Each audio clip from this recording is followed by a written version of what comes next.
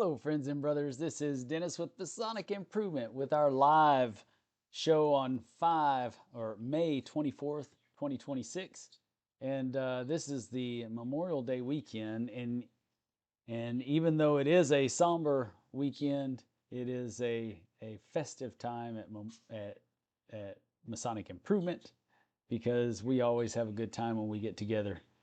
So the assignment, well, first I'll say hello, Byron, and hello, Jason. Glad that y'all are on here. Two of our, well, and Jeff Messer, three of Well, good evening, y'all.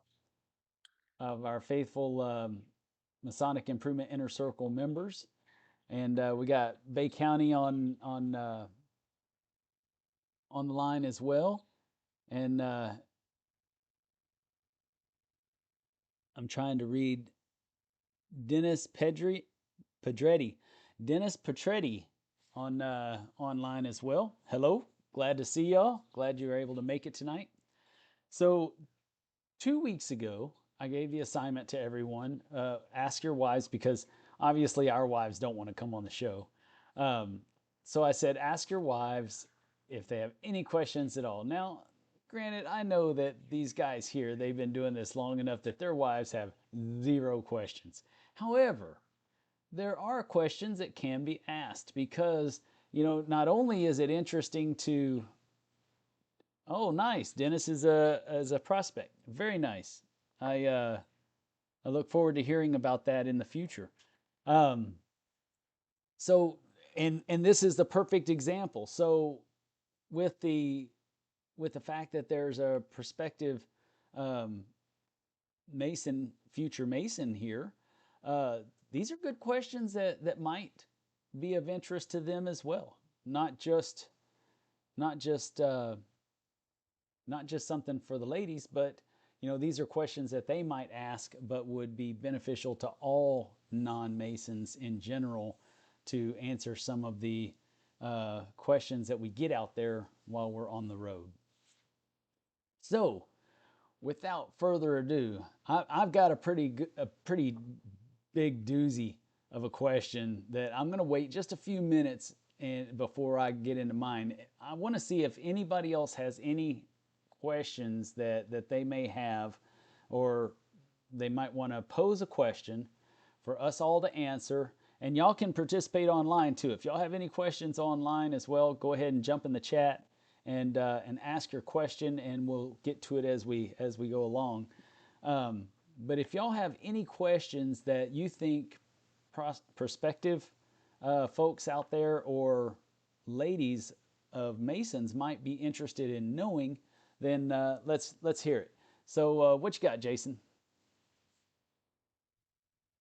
All right. So, obviously, if my wife and I mean, I talk to her all the time about Freemasonry, and of course, she's an Eastern Star and LOS and all that stuff.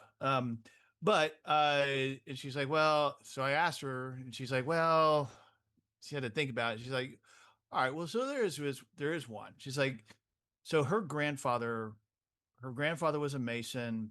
I know she's got an uncle. There were other couple of family members that were Eastern Star. And she's like, well, one of the things I noticed is particularly like her grandfather and her grandfather's generation, they didn't talk about Freemasonry at all. Like she never knew growing up, she never knew anything about it. She didn't know anything about it until growing up. But she's noticed that there's been a change in that, we seem to be a lot more open about it. I'm open about talking about it, about what we're doing, about what this or that and everything. So what her question was is, why do you think that changed? Do you think it was a cultural thing? Do you think it's a generational thing? Do you think there's in other words, there's a reason why we seem to we're more open about it as opposed to a couple of generations ago who felt like this was something that you just did not talk about at all. So that was her question. That is a great question, and I've got a couple of answers to that, but I'd like to see if any of the other inner circle members would like to tackle it. And you don't have to have all the answers; just an answer is good, or a suppose on what it may be, because nobody knows for sure why. All we can do is speculate on, because those are people from the past, and different people have their different reasons. Tom, great to see you. Glad to see you tonight. I Not do gonna have a little bit of input on that not gonna let top you go topic. unnoticed. I think that the biggest part of that second generation was probably the World War II generation, where there was a thing where they were kind of hunting us, so to speak. Because I know my grandfather was in World War II and he never spoke of it, and that was one of the reasons it wasn't really. It was kind of frowned upon. So A silent I think that generation. may have had a little bit to do with it, because that was Hitler. Those were the first people he went after, besides the Jews, were the Masons, when they took over all the Masonic halls and took everything. That's a great answer. Great answer. That is one of the reasons for sure. Uh, Jackson Ransom is back. Glad to see you tonight. So, anybody else have another one? Because that is one of them. That is one of the reasons. Yeah, I'll go ahead and tackle this one. I think in many ways that the idea of masonry as a secret society came from the it came from the fact that we keep some secrets. Okay, we don't discuss publicly certain topics, related to masonry. We don't talk about modes of recognition. We don't talk about the ritual, that kind of thing. And I think that, again, that same generation, the those guys that came back from World War II and became Masons, took that to an extreme, and they didn't talk about anything regarding Masonry because they didn't want to overtly or inadvertently violate their obligation.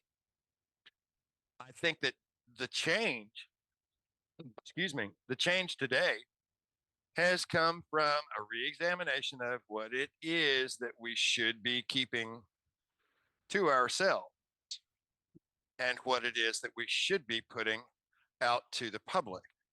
That, I believe, is what the change has revolved around, is that if we don't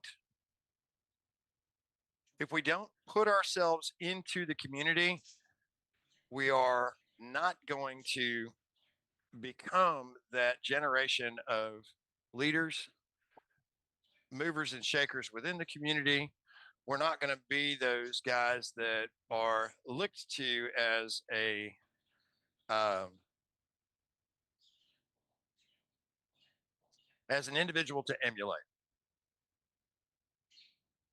I can see that point. I have a little bit of a counter to that, which is part of what is discussed in the Grandmasters conferences, or was discussed in the Grandmasters conferences this year, and that was basically that uh, some things don't need to be discussed, and we don't need to give away the boat. We don't need to give it all away to entice people to come into Freemasonry at this point.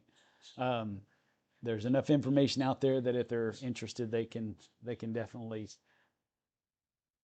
join if they want to, or go to your local lodge to find out more about Freemasonry, um, instead of just guessing or supposing. But that is an interesting take, and I think that I believe in part of that, but I also disagree with it just a little bit on that final point of getting out there in the community. And the reason I say that is because I personally believe, and it's just like us right here.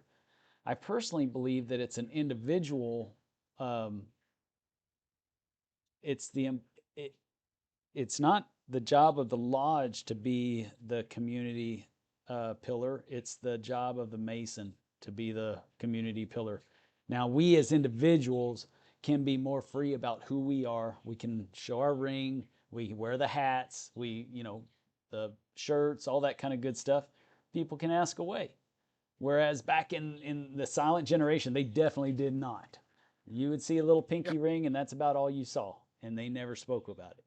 But now it's no big deal for you to ask a Mason what's going on, but it's definitely not a lodge responsibility to be that community leader. It's the individual's responsibility to be a leader in your community, in my opinion.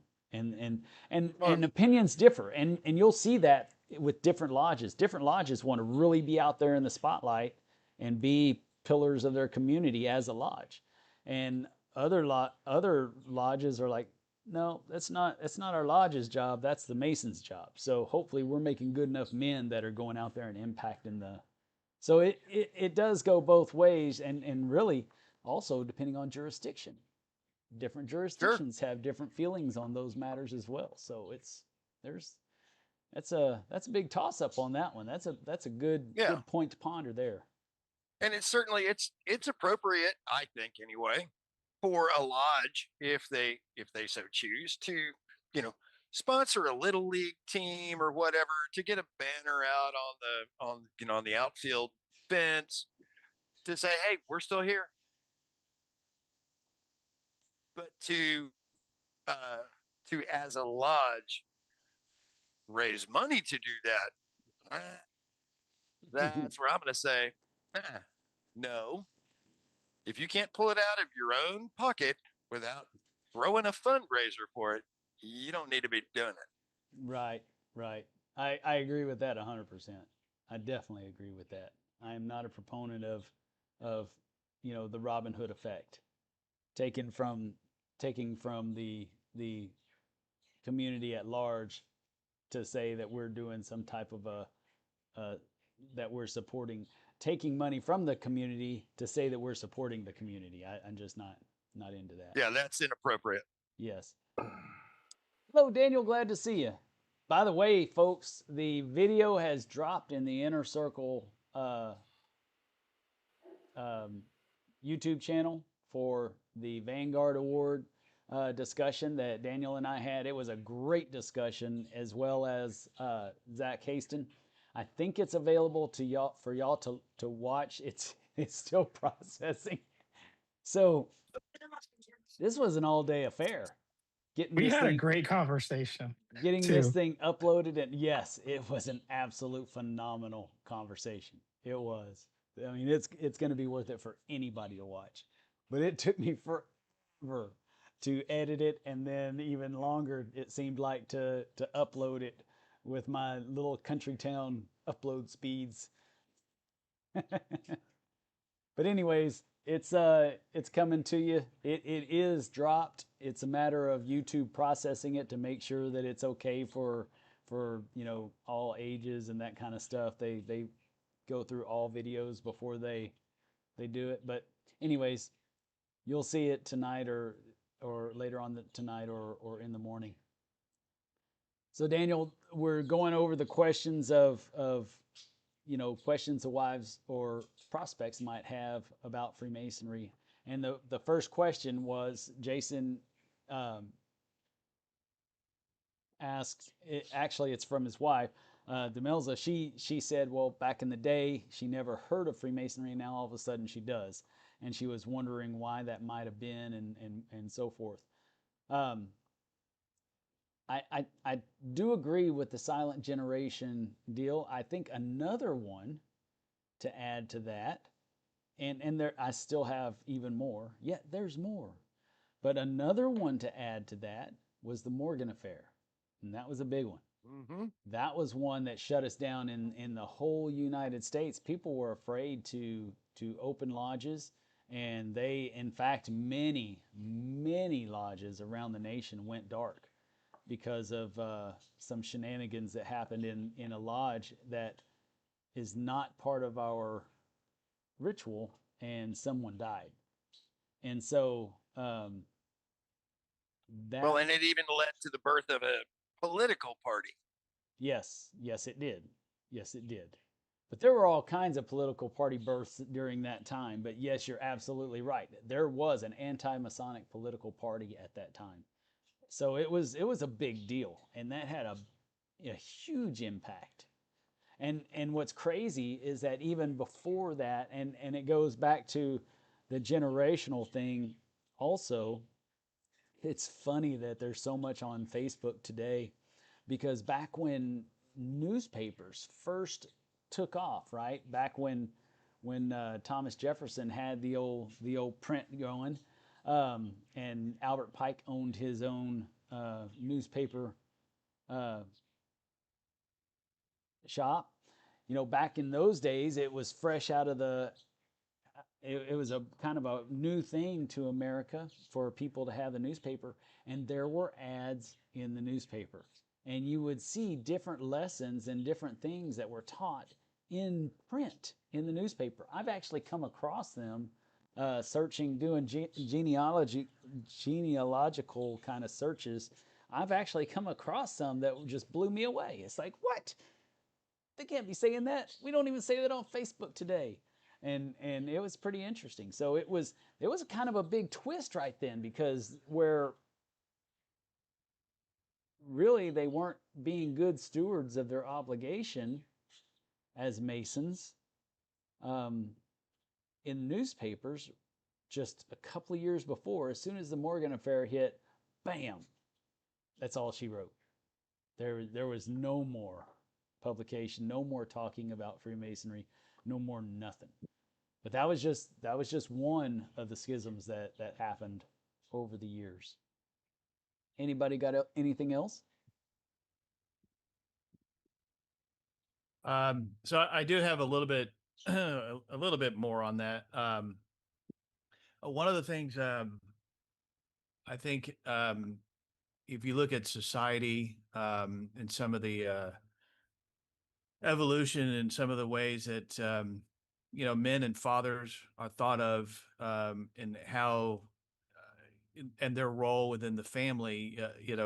Her grandfather's generation was more of the type of, dad would go dad would go out and to go, it might be Masons, it might be the Elks, it might be another social club or something like that. But that was his time away, and there really wasn't, you know he wasn't expected to stay home every Yeah, single night and real be quick. 100% involved in you know raising children and this and that. So I think nowadays. Okay. All right, shush you. um uh I think, with that change, you know the wives want to know why their husbands are going away and spending time away from the family. And so I think there's almost a necessity to be a little bit more open about where you're going, what it is you're doing, why is this important enough to take time away from the family? Because I think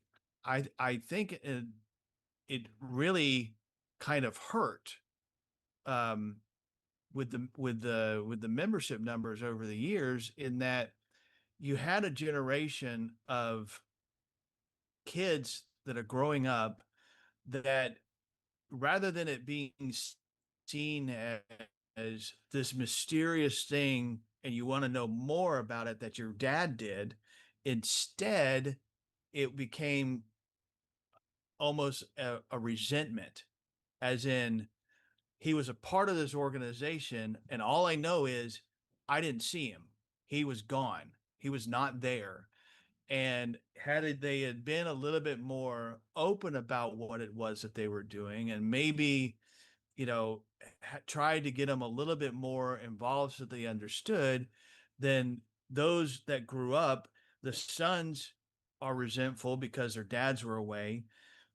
The girls grow up, and when they get married, they're like, all I remember is my mom's husband would leave. Well, I don't want my husband to leave. So if he says something about joining Masons, Rotary Club, Elks, Eagles, Moose, whatever it is, I, I'm not going to be for that, because all I remember is my mom having to be home alone with the kids. And that's not how I want my marriage to work. So I'm not going to allow that. So I think it's, and I get why, historically, why, it became kind of secretive and put away and they didn't talk about it and stuff. But I think over long term, that may have contributed, not like that was a primary reason. There's a whole lot of reasons as to why membership and involvement in these organizations have declined over the years. But I think that's part of one of it, is that we're kind of seeing, like, look, if we were completely quiet and said nothing about masonry and all we did was just mysteriously leave for the evening, Yeah, I don't I'm think it not will going to work. do anything I right now. think I think we kind of have to be You should a have told little me bit 2 more hours ago, open 3 about what hours it ago. is we're doing, Okay, well why then this I'll is check it when I important, get done. what value we're getting out of this, without obviously delving It's not like I'm into crawling under the house right now either. delving into all the secrecies, because at that point, then now what you're doing has become mysterious, as opposed to just that you're gone. And now, well, wait, so now I want to know what it is you're doing, because you're telling me that the things that you learn helps you become a better man, and then when you do Then come go do it. home, And stop you talking while I'm treat doing everybody this. right. You're a good and honorable Then person, don't. and I want Then to leave me alone be about like it. that, or I want my husband to You be hadn't been like that. focused on it at all until just So now. anyway, that's kind of one of my takes. One of my takes on it. That's a good one. I like that one. For sure. I think, yeah, I think there's a lot of validity to that. There's also the idea of, during that culture, during during that period, there was a big distrust with the government or the man, and all institutions were, or not during the silent generation, but in the during the era after Vietnam. And that's when we would have seen that, and that's when we would have seen that impact that you're talking about, um, or at least me personally. That's when we would have noticed that, and that was a big contributor as well. Is there was a big distrust, and people just didn't talk about it. It wasn't on the forefront of importance during that period. So I sorry, I got a couple things going on, but Me so I have a too. good I've friend got of a wife mine. that won't leave me alone because one of our breakers popped, and she just keeps talking to me. And I've got and a now daughter she's trying all to start. proud that she's fixed it when all she did was do the breaker, which Right. Anyway, I've got a real good friend, and I fished with him and his father both for years as an adult, and as I finished my work and whatnot and became more um, outgoing with my membership, he sent me a message, and I didn't know you were a Mason, and yeah, and he goes, my dad was, but he would never talk about it. And then it got me to thinking that my dad would talk about it, but he's good younger than job. my buddy's dad. But then his father didn't necessarily talk about it. And I think I don't think anybody has said anything wrong, but I think another thing too that I truly believe gets lost in the mix is that guys and everybody's going to be like, oh yeah, no, yeah, or whatever. But in the 60s, we peaked at almost 250,000 Masons in Texas. They didn't have to talk about it. It wasn't a thing. And then so slowly, and as time went on, And whether it's the erosion of community, whether it's the erosion of the family, whatever it is that's caused people to not gravitate towards this organization, or as Jason was going off the list, I was like lions and tigers and bears. It's the same thing, right? It's the church, it's the VFW, it's the disabled American veterans, it's the lodge, it's the moose, it's the elks, it's the little league organization, it's the church choir. All of that stuff is struggling. But I think as much as today, when we look back, it's like, well, my granddad never talked about it. You didn't have to. You didn't have to. And the number that I've never thought of, so there's 28 million, don't hold me to this, so there's 28 million people in the state of Texas tonight, Texas residents, quote unquote, 28 million. And we have 50, I heard a number 54. Saturday in Houston at 52,000 Masons. Okay, well, what was the population of Texas in 1965, whenever the number peaked at almost 250,000?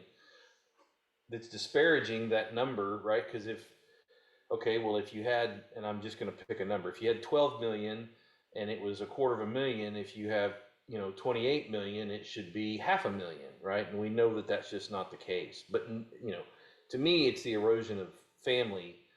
And so now we struggle because we can't promote, but the guys before, they didn't, because they didn't have to.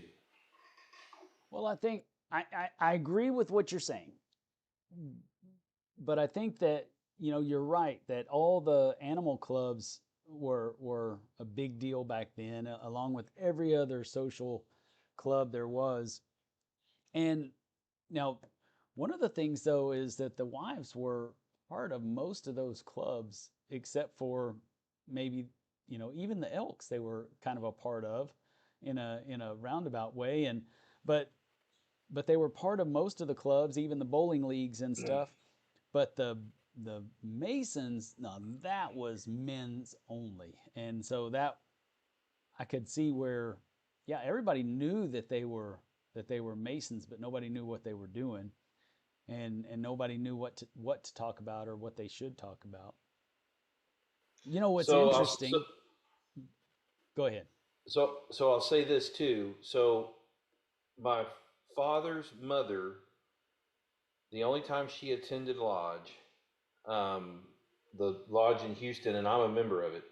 So they have Fifth Tuesday, they have family night. She would go to that, and she would attend an installation. She didn't go to anything else. That one that's out in the living room, I can't even get her to go to another installation. I tried to take her to Goliad when Roy went in the grotto, and I'm like, come on, we're gonna ride down there and go to the installation. I think we're gonna probably go out to eat afterwards. And she was like, nope, that's your thing, not mine.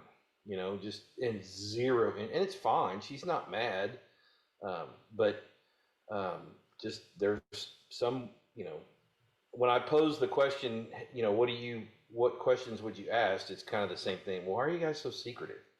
But it doesn't bother her enough that she wants to get involved. Yeah, and what I was going to go to in relation to the everybody knew who we were and what we were. You're absolutely right. We had 250,000 people, and it's very disparaging because if we didn't even have to, grow exponentially with the population, right? If we had just replaced ourselves back then if we had just told our families what we were doing, or maybe had a talk with the son or whatever at some point, and just said, son, you have any questions?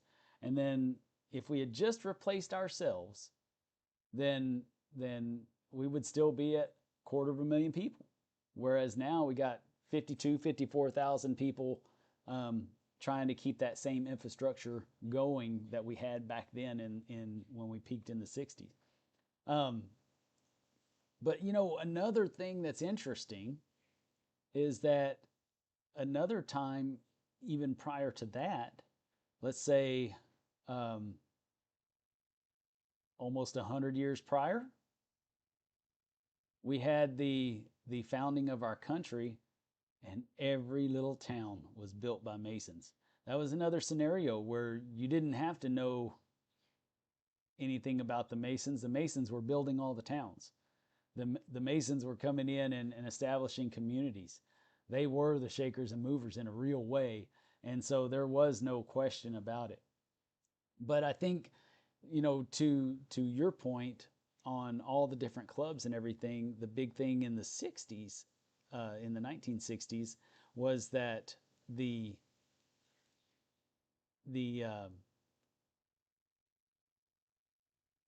oh golly, I had a thought and I just lost it. In the 60s, it's also when the suburbs boomed, and there was a lot of other things going on during that time, that um, men would commute for their jobs for the first time in forever, ever. So they would live in these communities, and they would commute to their jobs, and usually their lodges were wherever they were commuting to for their jobs, and they would go to lodge there.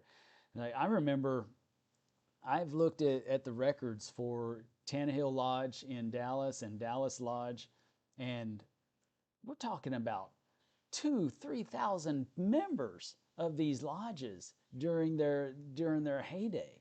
And why else would that be, except for that the people that were commuting in were staying for lodge and then commuting home after lodge. And that's the only way that makes sense to me, because the population wasn't that uh, populated in those general areas back then. So, but that's, like I said, this is all speculation when it comes to that question. That's one for the ages to ponder. But yeah, I still think that it doesn't hurt us to keep our a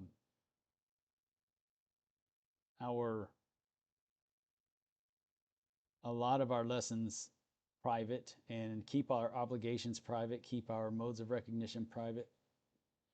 I think that there's so much information out there nowadays in regards to self-help and whatnot, that um, when we're talking about an organization that's established specifically for the building up of and rebuilding of the man as a pillar of his family and community, I don't think it could hurt us to talk about a lot of the principles that we learn about. Do we have to discuss the degrees? No, we don't. But the working tools are out there already. There's no reason why we can't give a little bit of understanding for some of them. But I don't know that that's going to help us any at all either. I think that doing what we're doing right here helps more than anything. I've seen more people come into Masonry through being a part of this show than I've seen in my local lodges, for sure.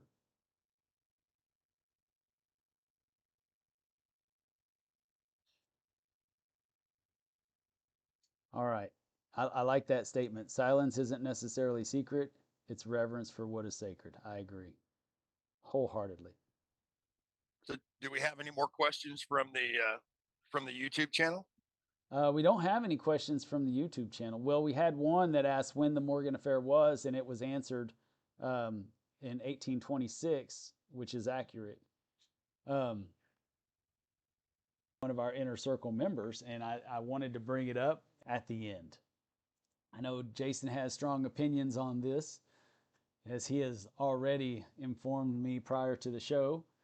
So I look forward to hearing what his take, but I also look forward to hearing, everyone else as well. So I had one of our inner circle members pose the question for tonight on, do Freemasons learn about tarot or study tarot in any of the bodies, the pendant body or whatnot. Ready, set, go. There's a short answer and a very involved long answer. Yeah. Okay. So I'll give you the short answer. The short answer is no. That's right? it. Okay. The show. So Now, now I will caveat that by saying, obviously, I have not gone through every single degree and every single order that is out there. So, is it possible that there are orders out there or degrees or anything that teaches that specifically references tarot?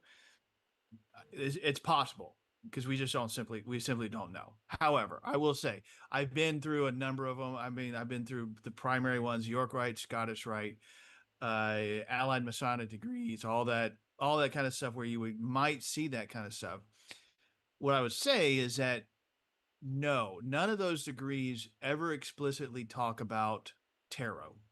However, tarot is part of what we consider the ancient part of the ancient mystery schools. And if you know, and we always point to our own Texas Monitor right at the beginning. The introduction says that Freemasonry is the inheritor. yes. I think that's the word. It is the inheritor from the ancient mystery schools, and tarot is one of them. You've got, we can list it all: the ones alchemy, Rosicrucianism, Kabbalah, and all that kind of stuff. So when we talk about now, do we learn about it? If you are in the Scottish Rite, I would certainly say most certainly you do talk about the tarot because it's part of that symbolism. And and as far as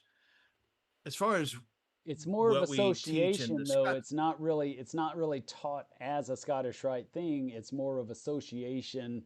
So just so correct, that people out there know, we're not yeah, saying we don't want to and get kicked out of the Scottish Rite. We love our valley. But right, yeah, but yes, there is and an association.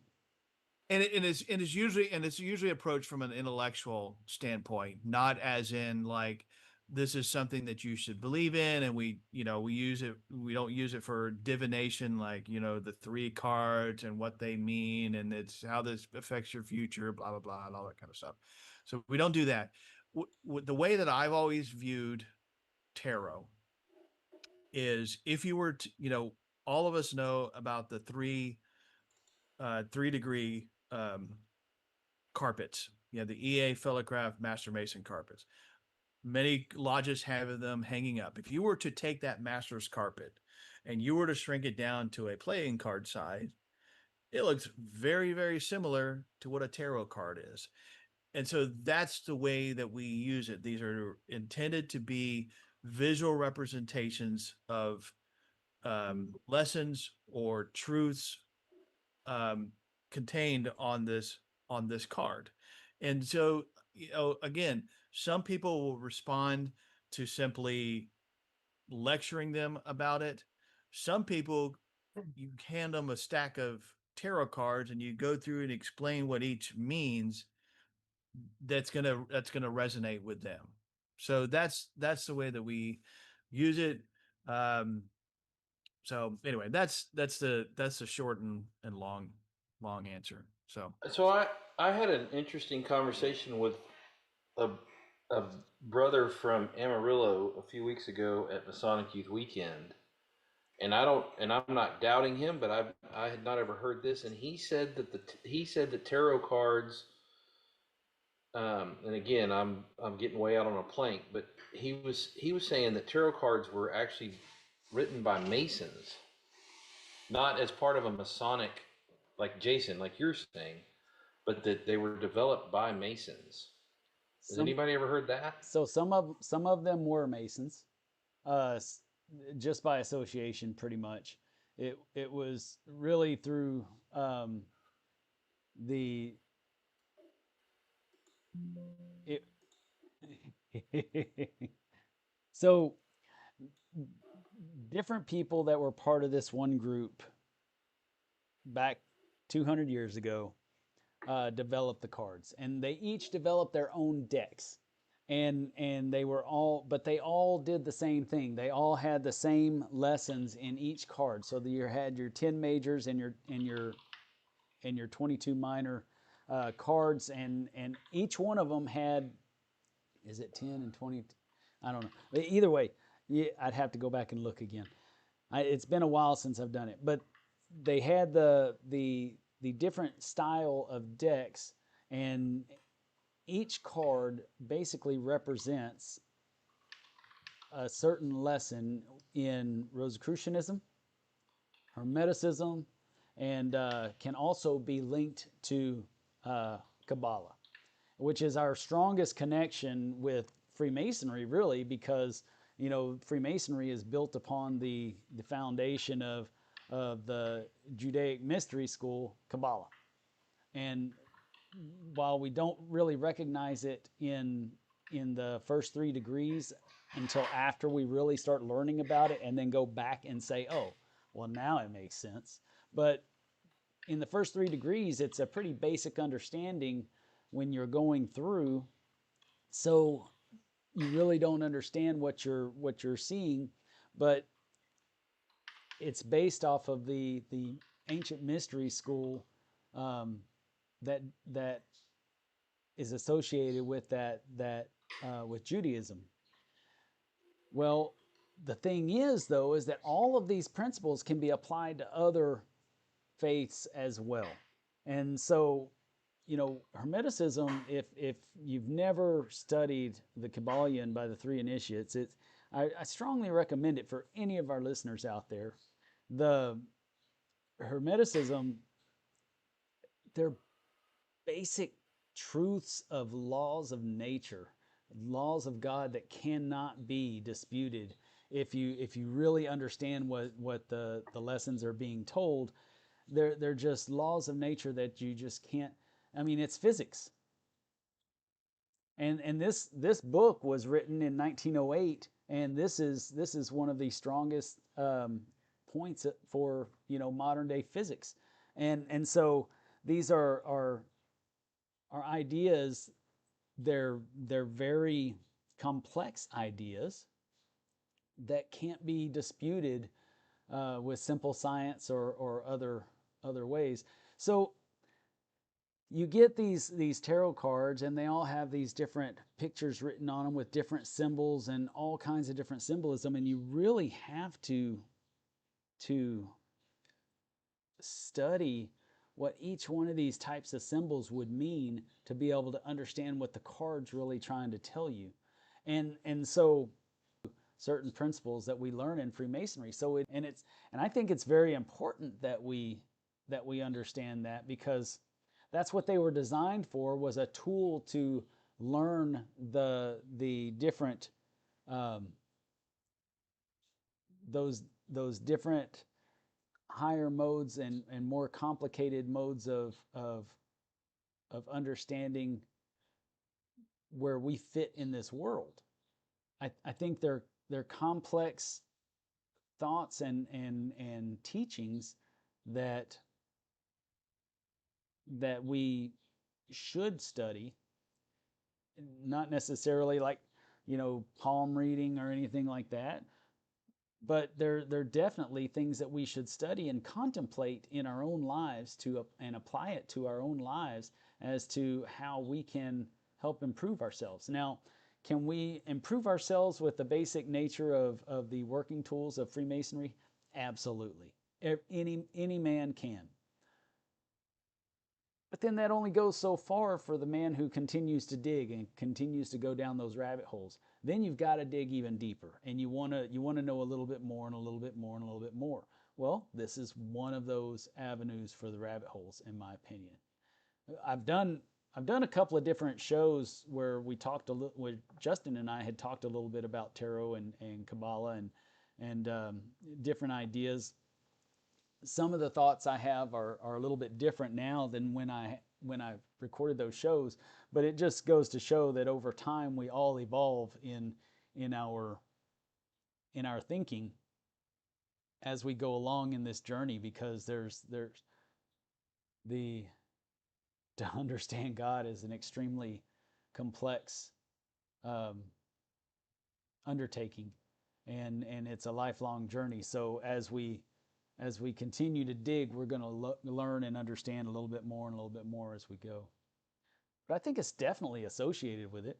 But Yeah. So one of the things it also so I originally I don't think anybody could really pinpoint to where the original tarot cards came from, or the actual true origin. I mean, they really were originally just a game that was played. I mean, it did the esoteric and mystical parts of it didn't really develop later.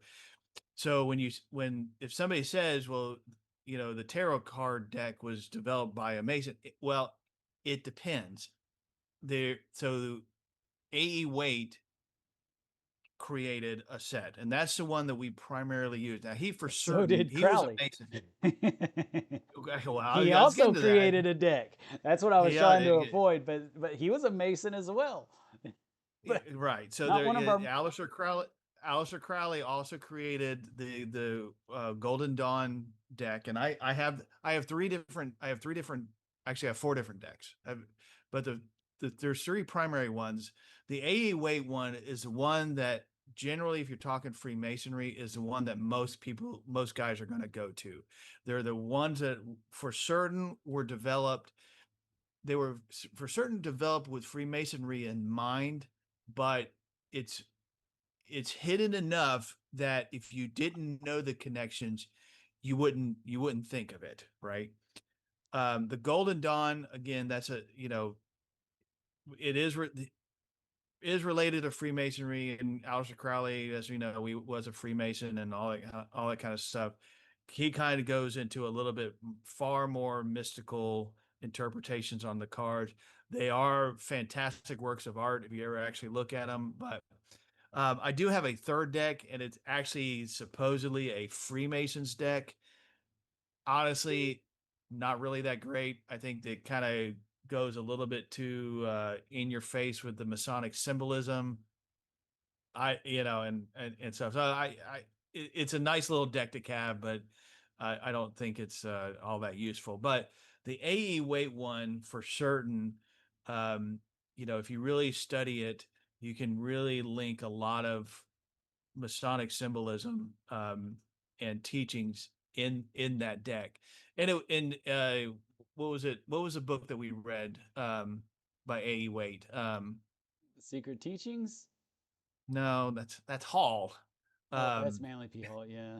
Oh, uh, not. uh, I, something of a Masonic mystic. I, yeah, I'd have to go grab it. It's been so long now. It's been Yeah. like 3 years now. Anyway, he wrote a number of series of books, and he was a contemporary of, or a mentor to Aleister Crowley before they kind of split, I believe. Aleister Crowley got a lot of his some of his ideas from A.E. Waite.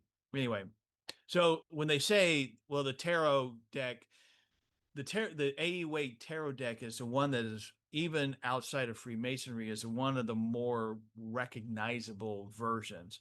So when people think of the tarot, oftentimes it's that, and that deck for certain was created by a Mason with Masonry in mind, in my opinion. Yeah, and just to break it down into why it might be necessary for somebody that's wanting to take on these more complex,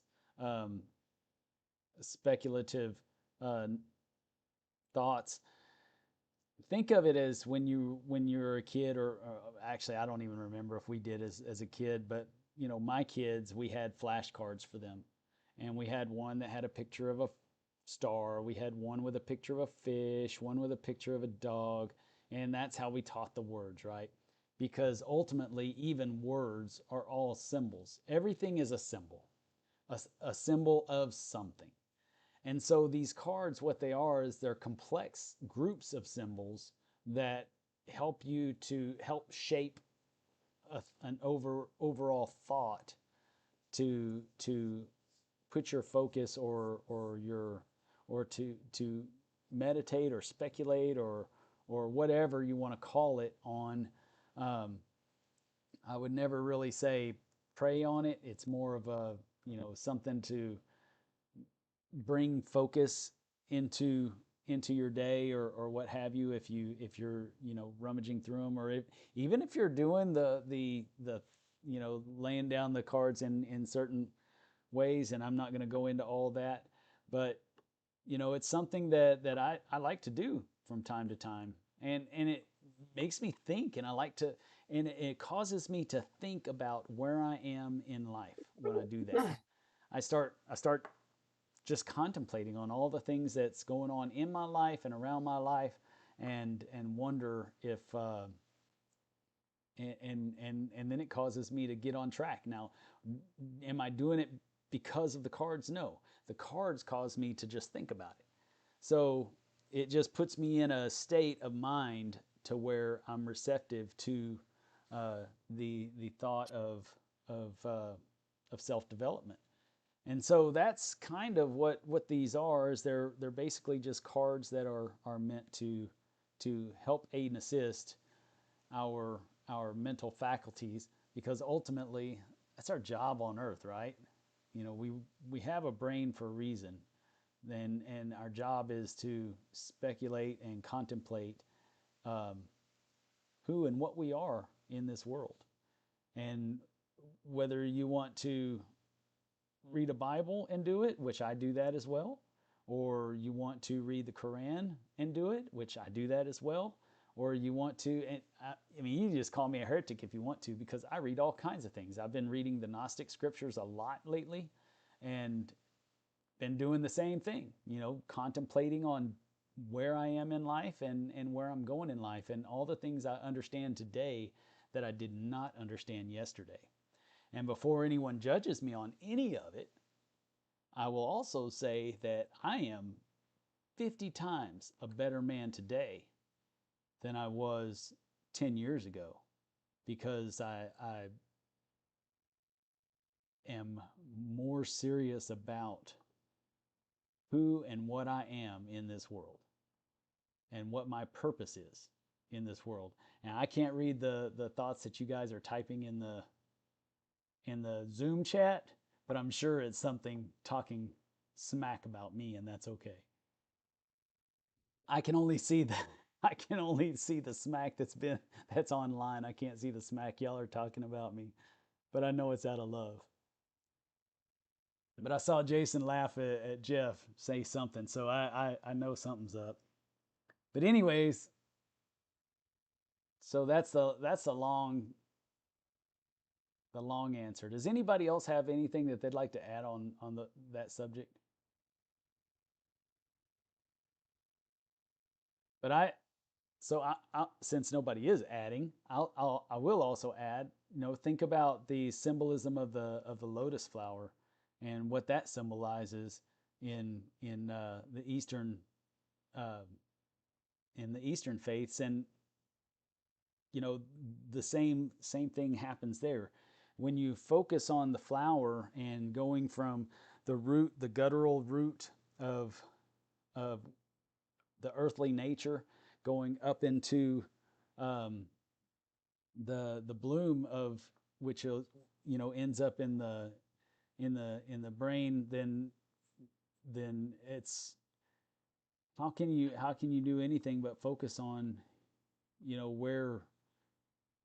where you are in the world and what you're doing in the world to get focused, so that you can be a better part of the world, or better for the world. I wouldn't even say a better part of the world, but just better for the world,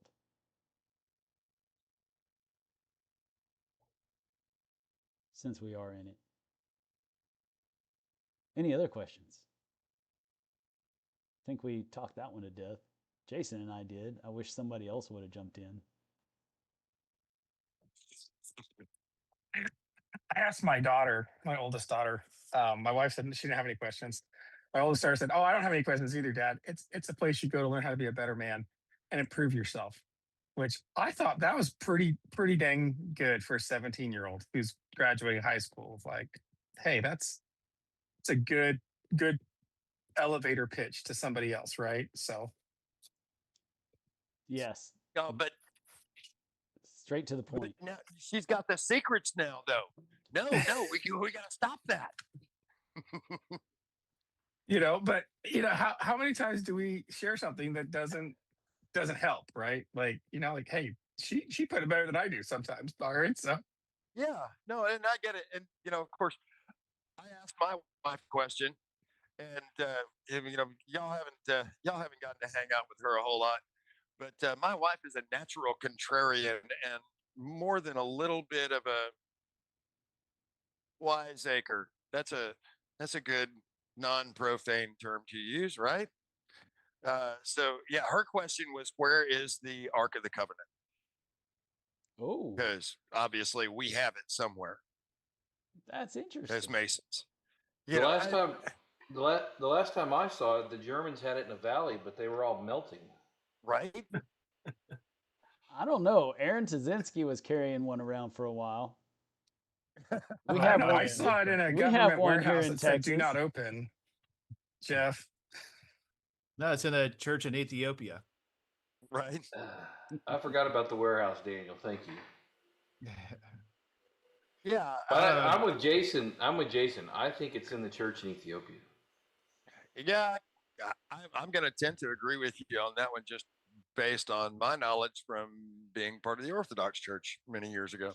I did get a letter from the Illuminati, and I've been elected to receive the 98th degree, which is when they tell you where the Ark of the Covenant is. So I'm Let going to us find know. out. I don't know about you guys. Well, there you go. All you got to do Golly. is pay them your $250,000. I was gonna say it depends on how expensive it is, right, Jeff? No, it doesn't matter because it comes with a really cool apron, and then you get a lapel pin. And a promise to get it all back and then some, right? All money you Well, Yeah. give will be returned to you tenfold. yeah, it's funny. You say that because we had a guy show up. We actually emailed out to Guadalupe Lodge and District 35 and all the appendant bodies, his picture and everything.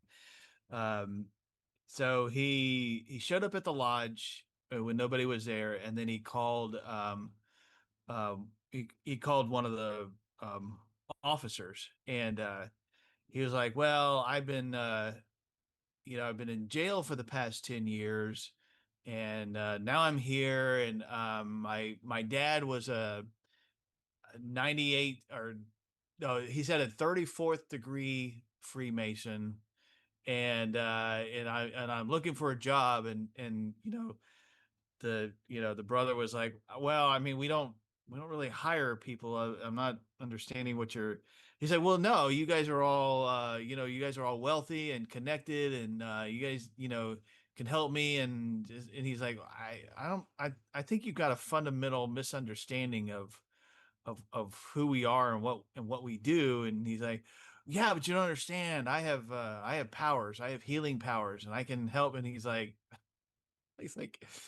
if you think that we're involved in this kind of stuff, like, you're completely misunderstanding where, like, like you need to You go somewhere belong to else. the church down the street where they handle snakes. And he also said, he told him, like, well, then go to the hospital if you got healing powers. And he's like, no, you don't understand. I have powers. And he's like, all right, well, then go help some people. That's What are funny. you talking to me for? Like, That's funny. Right? There's an easy job for you. Go to the hospital. yeah, I'm sure, you can heal people on the spot. I'm pretty sure they'll find that Yeah, useful. you don't need us, that's for sure.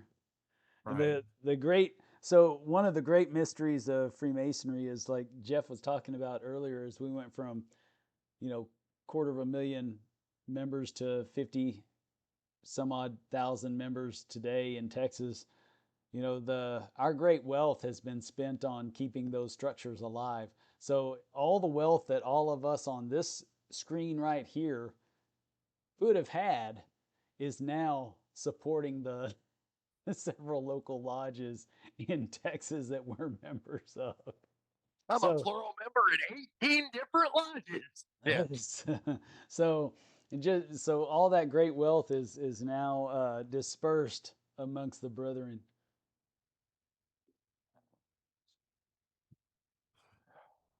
And decaying buildings that we don't have the money to keep up anymore because we built them in the mid 60s and Boy, now Whoa, they've whoa, whoa, whoa, whoa, reached whoa. the Now end you're of their giving away lifespan. secrets, mister. I'm glad Oh, you jumped sorry. in, Daniel, because I was getting crickets after that. Nobody was laughing.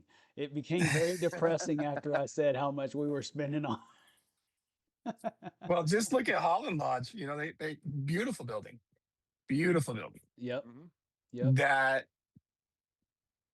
I'm not a member of that lodge. I'm not associated with that lodge. I'm associated with the sale of that building from a point of view of only seeing things posted on Facebook. I think it was a great It's decision. really unfortunate as a organization, in my opinion, that we have these wonderful buildings that have a lot of historic value that are set and closed 90% of the time, that we refuse to incorporate them and repair them in a position that could be rented out or could be otherwise used. But also, we went from 500,000 members to 50,000 active members, and we are expected to support the building infrastructure of a organization that's 10x the size we are now. We are going to have to make those decisions. And that means really cool buildings like Holland Lodge are going to go away. Really cool buildings like the York Wright building in downtown Dallas get sold off. And Austin. Hopefully the Scotch Wright building can hang on a little longer in Dallas, right? But ultimately, like Fort Worth, they did a post about the Fort Worth Temple in downtown Fort Worth. That was 8 city blocks originally when it was built, right? Over time, decisions had to be made, financial decisions had to be made. Because when you're depending upon a brother who is a member, Byron, 18 lodges, not, I know you're not really, but you're joking. But, man, if I'm spending There's a couple dues, of them let's out just say there. $100 a month at 18 lodges, that's $1,800, right? Yeah. How much better could that be done in one lodge, right?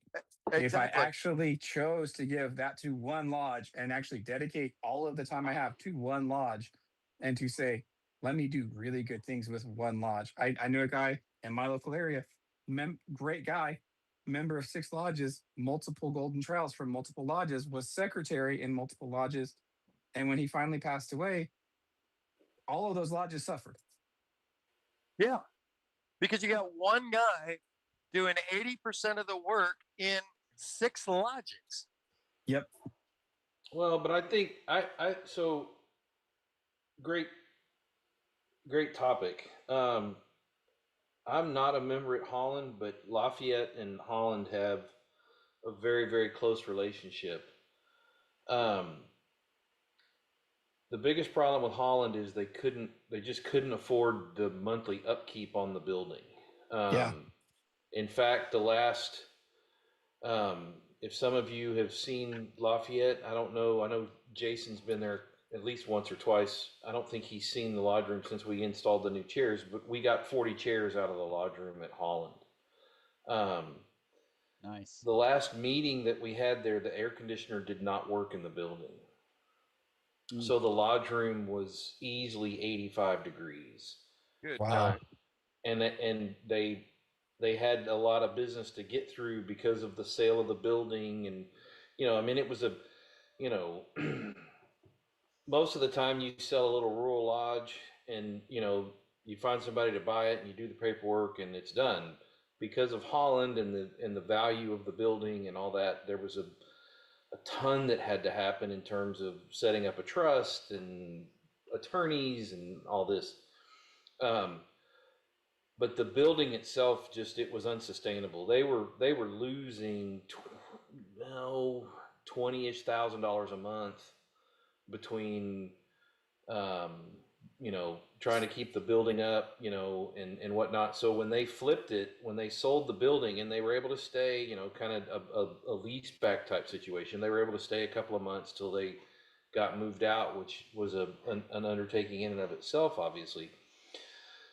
They're money ahead just because they sold the building. right? They're not having to pay the, everything that was not working, and it's a shame. And you're exactly right. I mean, I think a better comment would be, if if Holland can't keep their building, then what are we going to do? But there were structural issues with that building as well. The way the building was built, they poured concrete around the steel beams, and they had come to understand that the steel beams were corroded. They were rusting. Like, the building's not structurally sound as it once was, and you couldn't fix it. The one thing I did hate to see, which they did talk about, if you've ever seen pictures of it or you've ever seen it in person, they've got that huge mural on the front of the building. They tried to save that. They undertook some efforts to speak with folks that could help get that thing off the building. And what they figured out is that they would have to go from the inside of the building out to get that mural off, and that there was absolutely no guarantee that they wouldn't shatter it as they tried to remove it. So that was the one thing that I would have liked to, seen them try to hold on to. But then the issue is, okay, you've got it off now. What do you do with it? But I think Holland is a good example, right? Oldest, first lodge, first lodge, chartered, all these different things. All the things that Holland has accomplished, past masters it's generated, its presence in Houston, all of that, and even that lodge can't survive, right? And then so you think about plural memberships, and I get the joke about 18 lodges, but the statement that, well, this one guy kept these 6 lodges going, and when he passed away there was a void left. that's the medicine that I don't think folks want to take yet, right? I'm a member of several lodges, and I love everybody that I sit in lodge with. And one of the lodges that I'm a member of, I stood up in December and I said, brethren, I'm the youngest man in the room, in some cases by 20 plus years. And if you guys don't help put together what you want to happen here within 4 or 5 years, it's probably going to be me standing here trying to figure out what to do.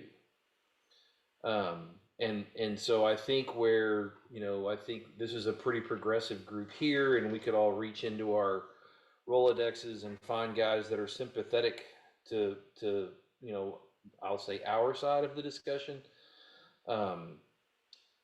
There's the too many buildings thing is going to fix itself, and it's not going to be pretty when it starts to happen. That's an opinion.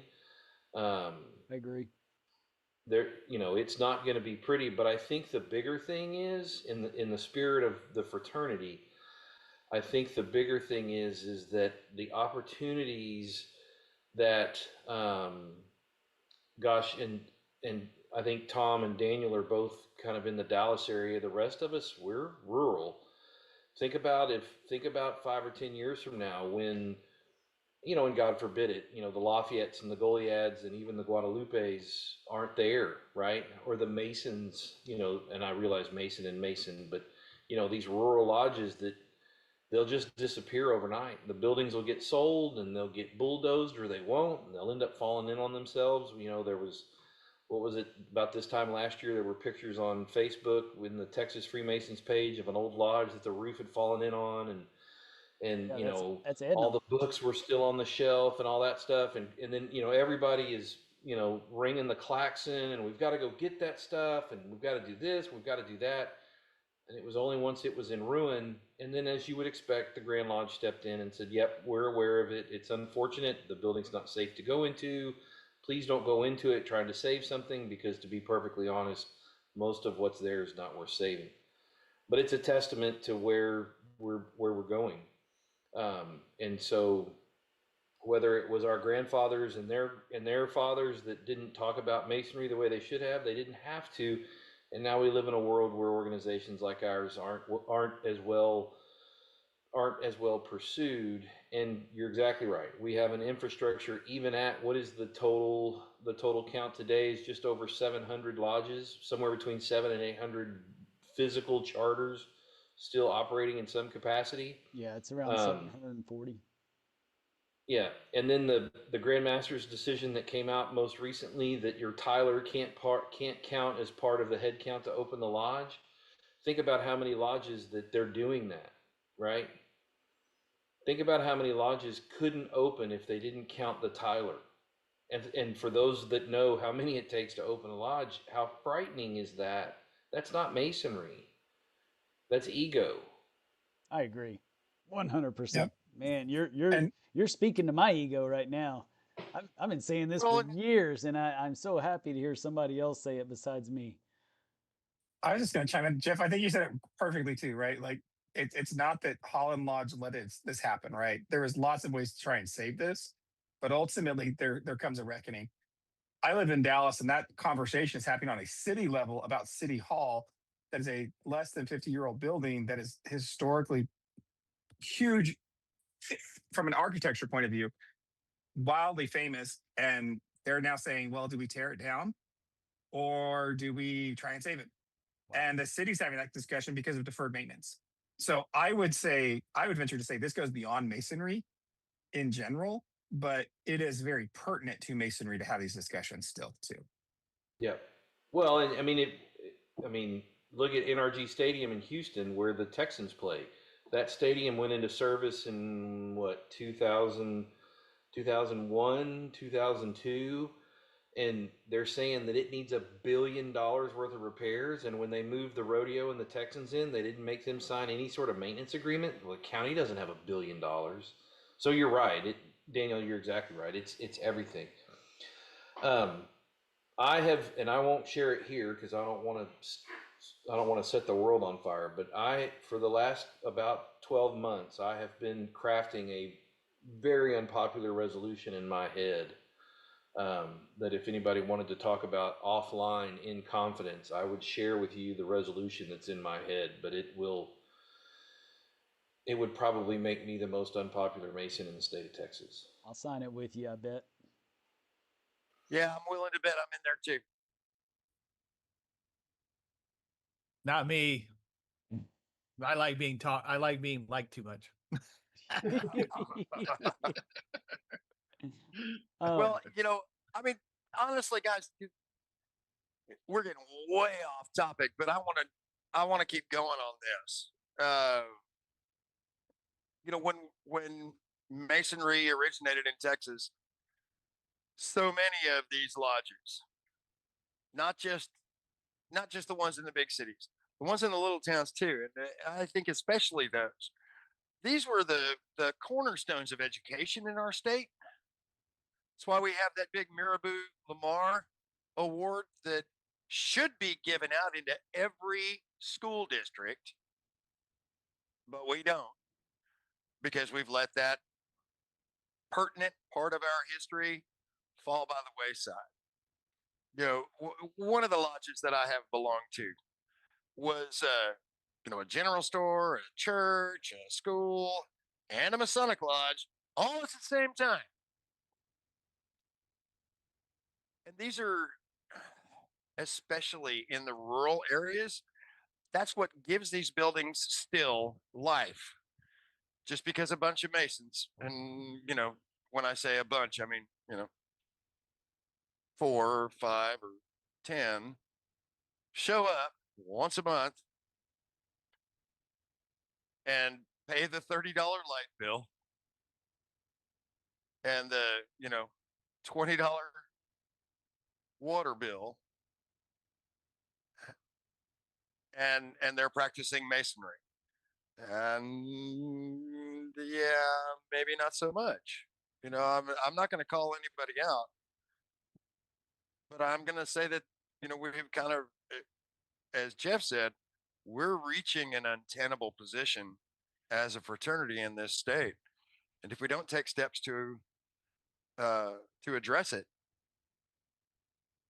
it's going to get way worse before it gets any better. Well, it goes back And to it goes back to I can say two things for certain that could turn that around. Number one, if people were to take the Vanguard Award seriously, quick plug for Daniel Dutton for helping do the Vanguard discussion for Masonic Improvement. Part of that um, is having procession planning. And in one of the statements that I made during that conversation was procession planning is uh, planning for success.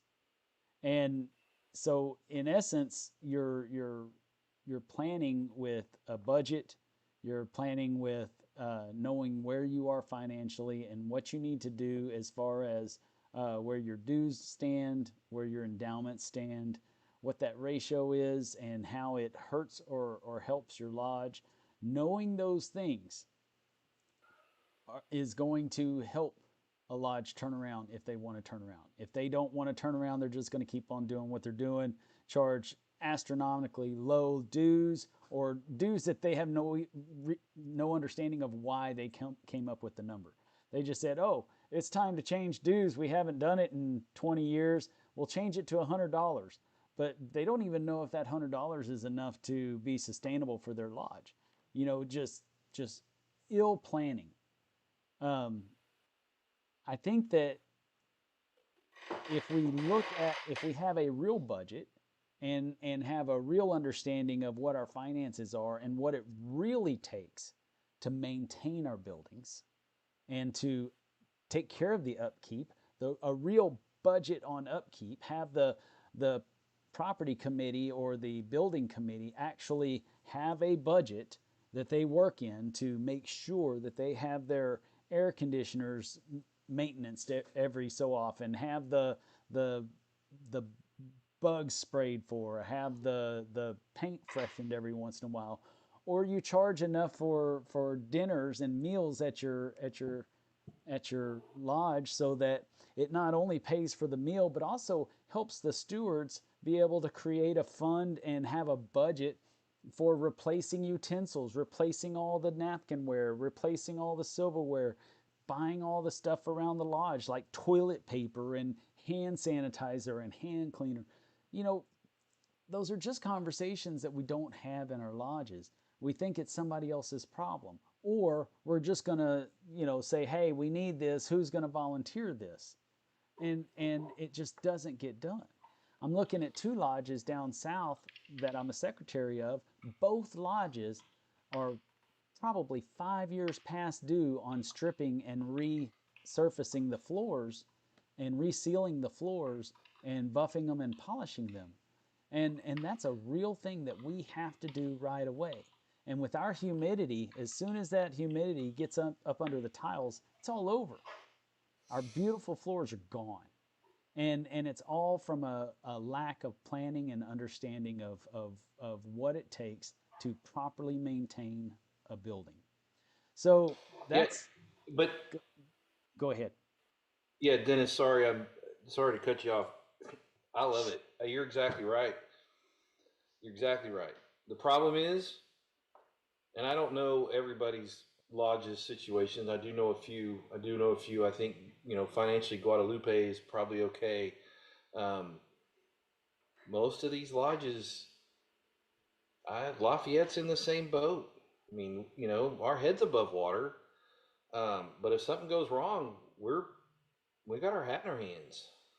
Um, and unfortunately, not to not to pull the other subject back out of the box, but unfortunately, it's because we weren't set up for that, right?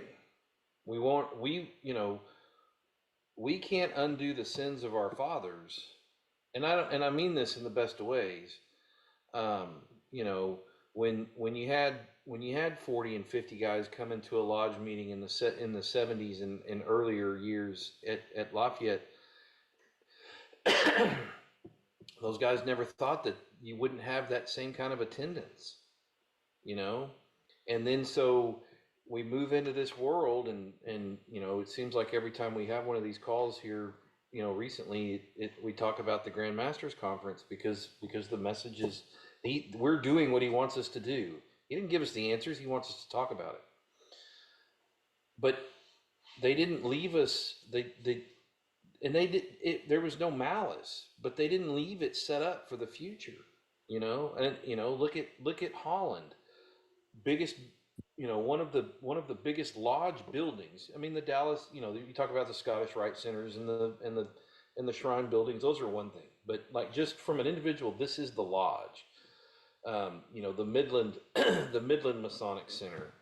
These great big buildings. You're exactly right. It takes a lot to keep them up. So then what happens, right? I was sat in lodge with one of your buddies, well, several of them, but I was talking to Rusty. I was talking to Rusty and was asking, after the meeting the other night in Moulton, and asked what he was doing this weekend. I said, "What are you doing this weekend?" And he's like, "Well, I'm going to be at Painting Edna. at Caldwell." No, he was actually going to be in Yorktown, Oh, okay. replacing the water heater and a vanity in the bathroom and all that stuff, which is great that it's getting done. Don't misunderstand me. But, if it gets done, it's because one of us does it. And I'm not saying that, I'm not remiss. Oh, we don't have $4 million to go hire a contractor, but and I remember being a kid, and my dad and granddad were so proud that they were able to, and that my dad bought endowments for both of them for the lodge, and I sit in lodge, especially this time of year, because now's the time that you can raise the endowments, and I'll share my personal experience here locally. So the endowments were at $500. We need to raise it. And so there's all this discussion, right? And so I just stand up and make a motion. We're going to make it $1,000. If you're going to buy an endowment here, you're going to buy $1,000. There were teeth on the floor because everybody said it was too expensive. Okay, $100 increments, I don't know. So it's $700 now. Do you know how many endowments we sold this year? None. Where's my camera? That many. It doesn't matter. It doesn't matter. Somebody told Mason the other day that he needed to buy an endowment, and I told him on the way home. I said, if you buy an endowment, I'll throw you out of the house. That's the worst thing he can do is buy an endowment. Thank you. Thank you. Endowments are, look, if you're lucky enough to be a 50-year Mason, buy an endowment. If you're not, keep paying dues and be supportive. Be supportive of your lodge raising dues, because to Dennis's point, we can't finish the floors because we don't have the money. Oh, don't worry about it. Old Jack's got a floor stripper. He'll come down here and do it. Well, you know what? Jack's the secretary in 6 lodges, and he doesn't have time to get over here. By the way, he's infirm. He can't do it anymore. And you know what? Because the lodge building's old enough, it was a schoolhouse, so it's 2 stories. So who's going to help him carry the floor stripper upstairs? Well, don't worry. We can use the automatic chair thing. Well, no, we can't because it's broken, because it's older than Methuselah too. Like it's, and I, and I'm glad everybody's laughing, but I mean, you go down this list and it's the same. It's the same. It's the same. It's the same. Okay, no. I'm with you. Well, okay. I'm going to go ahead and call this one out. Camp San Saba has that chair that rides on tracks up the staircase to get you up to the second floor lodge room. I've been a Mason since 2014. That chair has never worked. And our Tyler, for most of those 12 years, could barely make it up those stairs. But they couldn't find anybody who knew enough about that system to fix it. And they were just like, okay, love you, Frank, but figure out how to get up those stairs so Time you to can be stay our home, Tyler Frank. again next year. Yep. Donate the No, money, no, Frank. no. Figure it out, but get your butt up them stairs. You know, that's and I hate that we buried Frank last year. that's But a shame. That's a shame. you know what? It's that mindset though that Jeff, we need to talk. I think I'm absolutely willing to jump out on that limb with you. I think that the I want to go on record as saying that I don't I understand that we all want to keep the big buildings and all that kind of stuff. And as far as Goliad's concerned, if Goliad was ever in dire straits, I can afford to purchase Goliad if I need to and give it to the guys for free. And I know that other people on this in this little group would be able to do the same thing for their lodges and pay the taxes on their lodges as well, if they even had taxes to pay. But the but like in the case of Holland Lodge, yeah, it was in rough shape, and it was in the perfect place to just get a windfall. I mean, just being where it was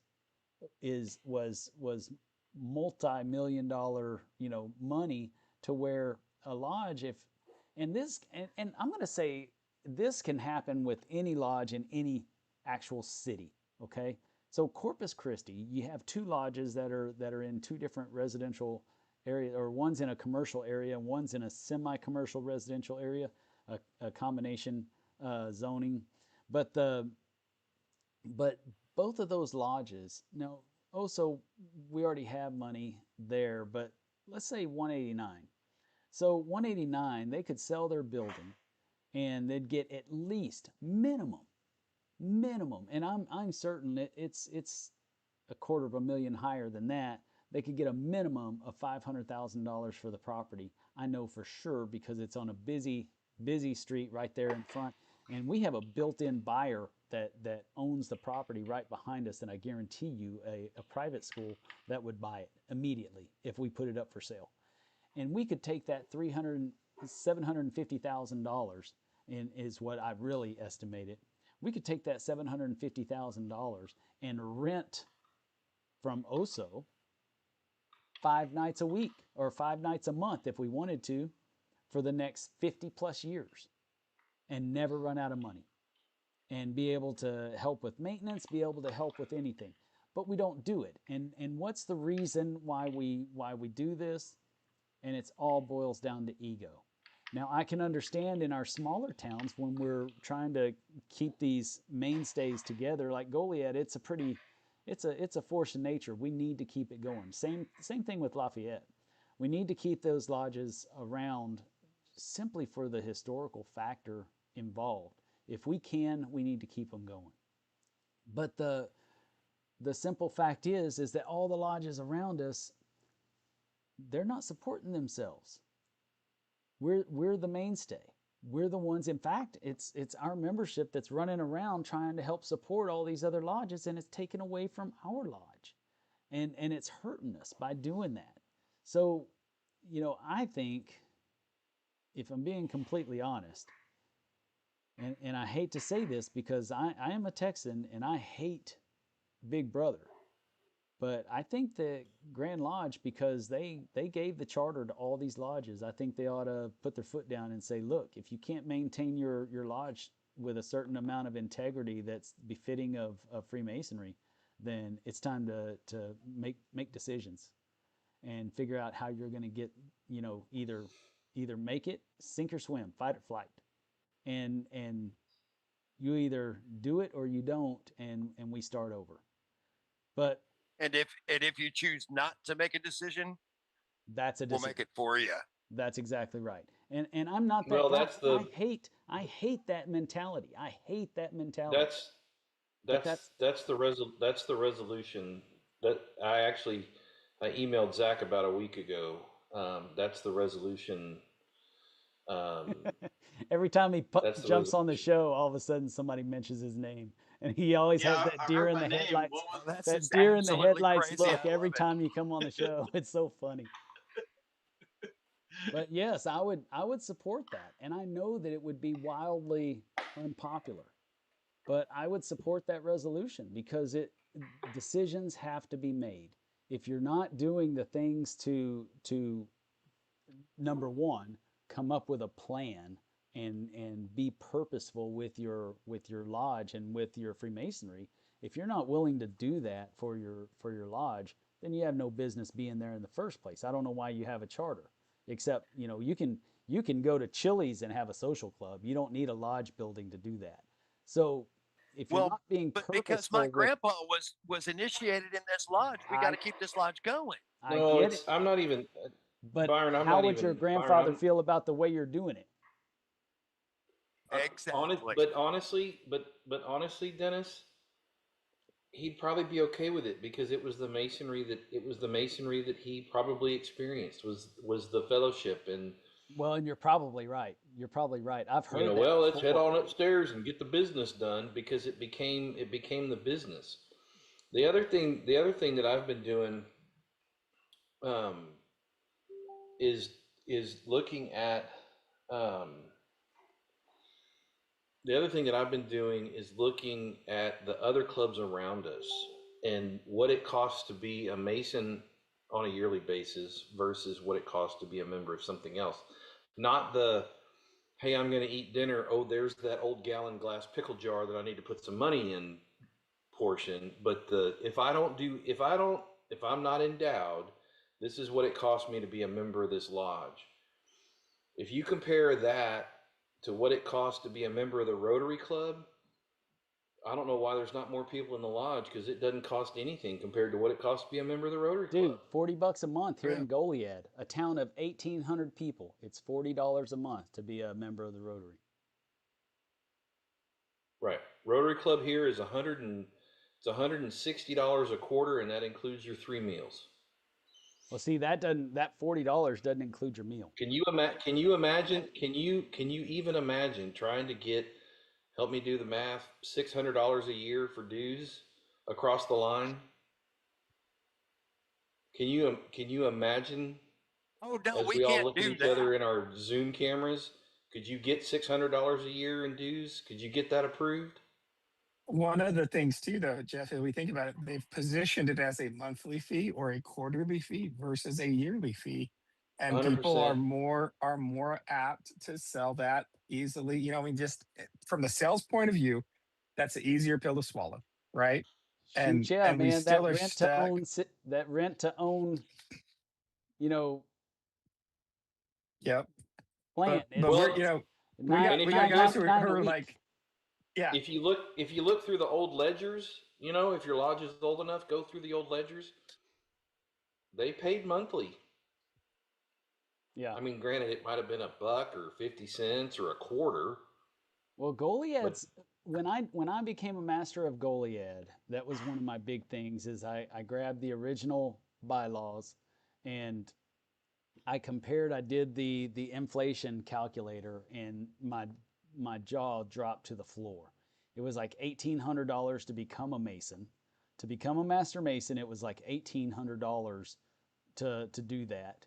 To your yearly dues were like $800 a year for your yearly dues with the inflation calculator. I did the same thing with OSO when I became secretary for the first time. Um, they were founded in 1942, which is another thing that I think contributed to um, a lot of these buildings that are having such issues. A lot of these lodges having such issues in the bigger cities. So many lodges opened up in the early 1900s. Um, it's just crazy how many lodges opened up. All your 1,000 lodges, they all opened up around that time, and it's just crazy. But the dues at that time were $42 a year, and with inflation, it equated to close to the same. To close to $800 or something like that. I can't remember what it was. Um, I'd have to look it up. Maybe one of y'all that aren't talking right now could do a quick inflation calculator and see what it would be today. But but there was $42 a year for dues in or not in 1937, not 42. It was 1937. The dues were $42 a year, and that's big money. And I'm gonna 971. 971. So last year we raised the dues from $50 to $150, and everybody shit their pants. And how $50. many people did you actually lose? Oh my gosh. Well, the thing is, we didn't lose, but like 3 people, 4 people. People stopped coming, but they kept paying their dues. we didn't lose them. They just stopped coming because they were mad because we did it and they didn't want us to do it, and so they stopped coming. They got upset.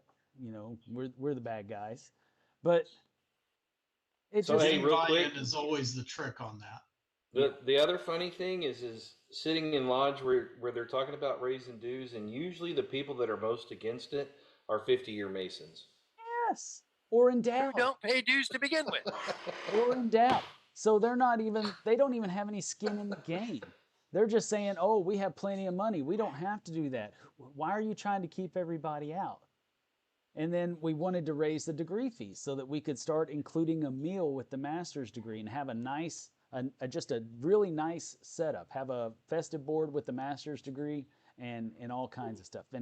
And they just couldn't understand the necessity in making it a class act event to make a master mason in our lodge.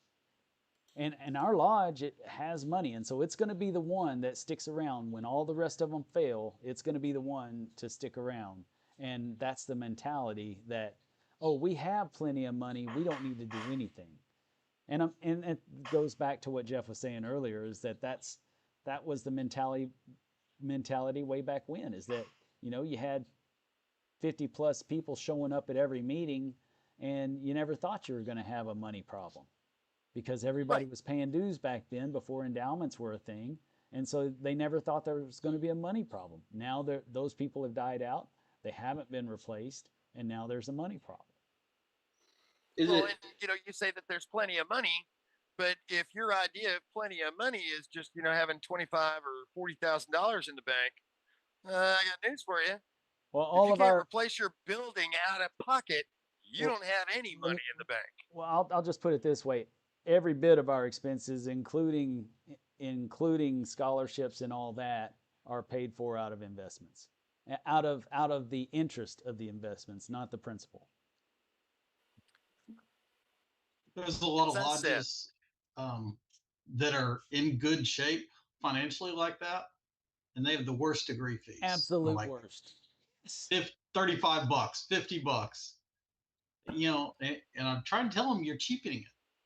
If it costs as much as going to dinner, it ain't that big a deal. actually, in this Exactly. day and age, that's less than dinner. Oh, Yeah. tell me. I got a 10 It's year a old that, fast food dinner if you're lucky. yeah, I got a 10-year-old that, she's like a well. It doesn't matter where we go. We can go have hot dogs and it's going to cost us $70. If I go to dinner by myself, it's Well, $50. Masonic Improvement, if you go to have dinner at the Masonic Improvement uh, dinner every year at Grand Lodge, it's costing you more than most of the dues out there in Texas right now. Yeah. But we're willing to do it because we have an experience that we won't get in those lodges either, in most of those lodges. Now, granted, several of us are members of some lodges that we get a great experience, but not all the lodges do, and that's why everybody loves it so much, because it's something that they will not get in their little hometown, for sure. Right. And I think personally, and maybe I'm going to become one of those super unpopular dudes again. But instead of charging $50 a year, well, why don't we just charge $10 a month? And we'll start there and see how it goes.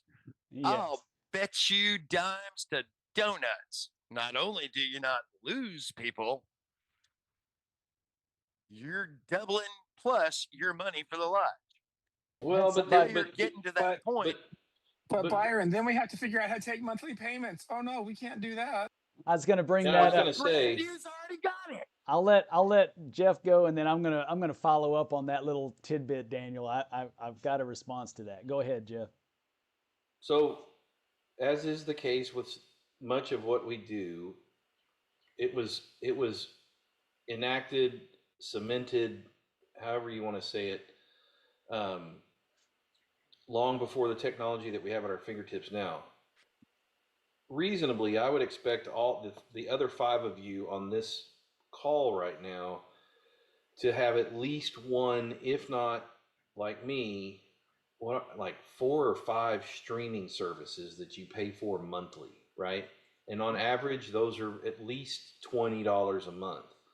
Yep. And to the point of, oh no, how do we collect monthly funds? It's so automated now. I would argue, Byron, people they'd pay 25, they'd pay 30, they wouldn't even know it. Um, because the world that we live in now, right? I mean, I figured out the other day I was still paying for a car wash membership. I thought I canceled over a year ago.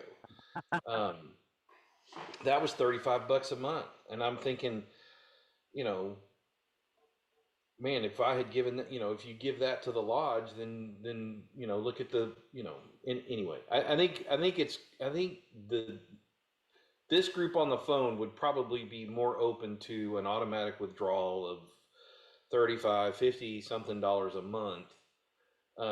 Because I mean, it's still a number, don't get me wrong, but it wouldn't be this. It's a pain in the butt for me. I owe dues. Gosh, I owe dues in Seguin. I got a late notice from Lodge of Research. I thought I paid that in January. But I'd rather just everybody gets $25, $50 a I month, better and check then my and then I'm mail done. because I haven't thought about the Lodge of Research lately. I better check my mail. Well, the nice thing about auto debit is that it helps out on MPDs quite a bit. I do wish now at some point I think that every Mason should take responsibility for themselves. And we do have the option in Grandview that you can pay monthly in Grandview. If you pay towards the dues, it's just going to take that amount out, or it's going to pay that amount every month. You have to do it though. It doesn't come out automatically. But like I have a dues option for the lodge, and you can go in and pay throughout the year if you want to, and eventually you'll get there if you keep paying towards it.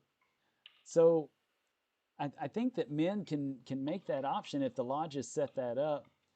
But I think that you're right that the automatic is optimal. I wish that Grandview would do an automatic deal for dues, monthly deal for dues, uh, because it would help with that scenario. But I bet it's an option. It It's on probably the just request list. Yeah, I was gonna say it's It is. probably a module that they just haven't applied yet. And once they do, though, it's going to cost us more money as a whole, as a Texas, Grand Lodge. It's going to cost us more money for that module, but I think it'll be No, it shouldn't. I think it'll be worth it though. Yeah. Even if all they charge is the 3% credit card fee, it's worth it to us. And I'm sorry, I interrupted Jason. Well, they charge a flat fee. It's a little bit more than the 3%, which is fine with me. It's a good average for how much it is, and it's a convenience fee. Shit, you can't go into most gas stations right now and not pay a convenience fee if you use a credit card. So we're gonna pay it. It just doesn't matter because we live in a credit card world. We live in a digital world. Jason, what you got?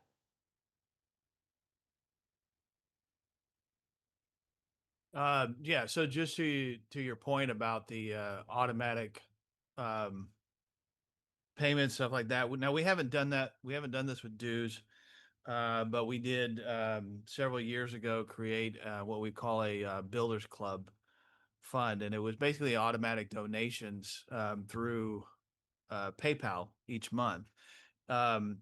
That has probably been our single biggest fundraiser that Guadalupe Lodge has had. And, it doesn't sound like a whole lot. I think right now it's bringing in maybe $60, $70 a month, but that's been $60, $70 a month for like almost 5 years. We've raised over $4,000 just in donations. And it was just set up through PayPal, and guys can just go there and to become. And so part of what we did is because we can keep track of it electronically, um, we can recognize them when they reach certain thresholds. So to get started, $5 a month, you get a pin.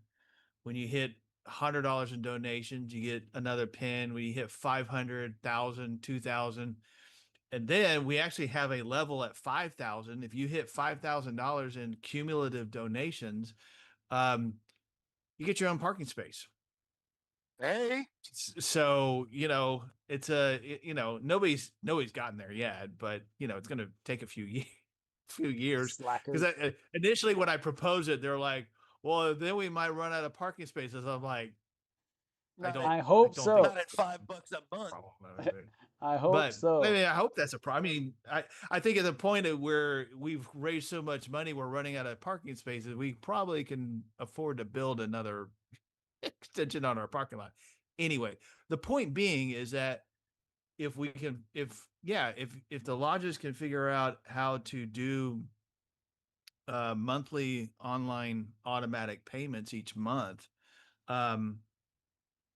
it would work because I mean everything that we do most of the time, I very rarely see all of my bills go out each month because they're just automatically deducted. And yeah, to your point, yeah, Jeff, I've found stuff I was paying for I forgot about. And uh you know and not that you should forget about Freemasonry, but still it is a way to soften that blow, and it does work. you know I pay an extra $7 a month. $7 a month so I don't have to watch commercials on Netflix. Yeah. I think I can give that to the lodge. I think I can watch a commercial and give that to the lodge. Jason, what you're talking about is in addition to dues. Is that correct? Yeah, this was this was donations. This was specifically just guys that wanted to donate a little bit each month. And I think I'm going to make I think I'm gonna, this year coming in as master. I think I'm going to make a stronger push and try and find a way to incentivize guys to go ahead and sign up for it. And to the point about one of the things that they don't like is, well, if you pay online, you got to pay the fees and stuff like that. It's like, that's just, you know what? That's just your cost of doing business. That's what you used to have to do, is have to either buy or rent equipment from the credit card companies to scan, swipe your cards and all that kind of stuff. It always, credit cards and debit cards There was always cost always a money. cost. And that's the thing, is that it When used to you be that the businesses would absorb that cost. And so everybody loved it until they had to start paying for it themselves out of their own pocket. when you got a push button phone, you had to rent it from the phone company for $13 a month in Sure the did. late 70s. Yeah. Your caller ID, call forwarding, all that. Man, I started my sales career selling that on for GTE, and people were happy to buy it for like $3 a month. They were happy to have call waiting and caller ID wasn't even on the gambit back then. It was just call waiting at that point, and speed dial, I think. I mean, people were happy to have it. People have always been Right. happy And, to what was that other spend. one? Oh, star 69, Oh, that was a where you good could one. Yes. call So you back can the find number out that it called you from. who it was. Yes. Yep. By the way, I just wanted to say real quick, thank you for everybody that's been on the show tonight. Contributing to the messages in the chat. Let me know who all's still there, because I hadn't seen much activity here in a while. I am curious. Pro Dumpster Gold Diver. I see they said I need some advice for a case. Message me on Facebook. Um, I can probably help you with that. So just give me a message. But I am curious who all is still there and still with us in this conversation. Um, so let's get back to real quick. So we've been on. I guess this is good stuff. I mean, people are still here. It looks like. Oh, it's 9:53. It's time to wrap up, folks. Now that I see that everybody's still here, thank you for still being here.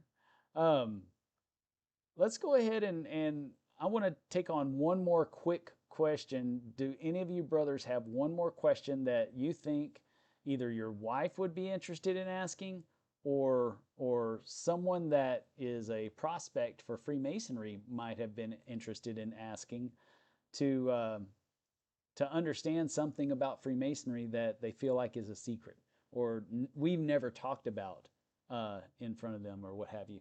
Do any of you brothers have anything, or does anyone in the chat have a question that you would like answered by us before we go into our closing thoughts for the night? Either or. I got nothing on this end. I've got one that probably doesn't get asked enough. What is it going to take for me to get done?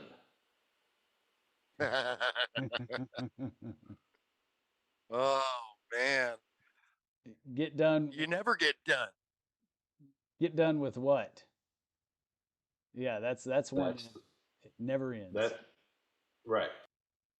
It's a never-ending story. Well, and So because I hate that movie. we But do.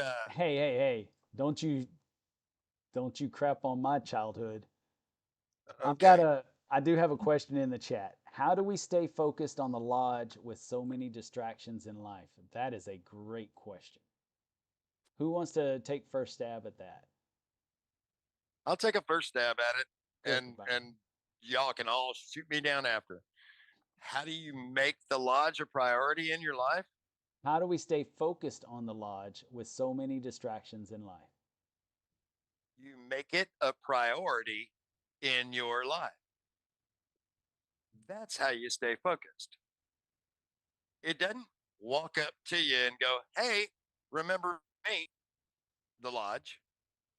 You have to make the diligent, concerted, conscious effort to stay focused on your Masonic journey. I don't know how to put it any better than that. It's just like that faith practice, right? Right. If you're serious about your faith, or even where you belong in this world, you're gonna ask the serious questions that get you there. I like that, but I've got a different answer, but I like that one. Anybody else want to stab at it? Come on, Zach. I think you, Go ahead, Jeff. I think you have to remember where the lodge is, where the lodge resides, and that the physical building shouldn't be where you consider the lodge residing, but I guess you can. Um, and you just have to make it a priority. And sometimes, um, you know, as much as I'd like to be in Seguin all the time, I just can't anymore because I've got other stuff going on. So then you find other ways to, to fill the void left behind from what you wanted to do versus what you're able to do. It, you know, I struggled just even last week with balancing, professional versus fraternal responsibilities, and got to do a little bit more professionally than I expected, and had to miss out on some fraternal stuff. It's all about a balance, using the folks around you. I like it. I like it. What do you got, Zach?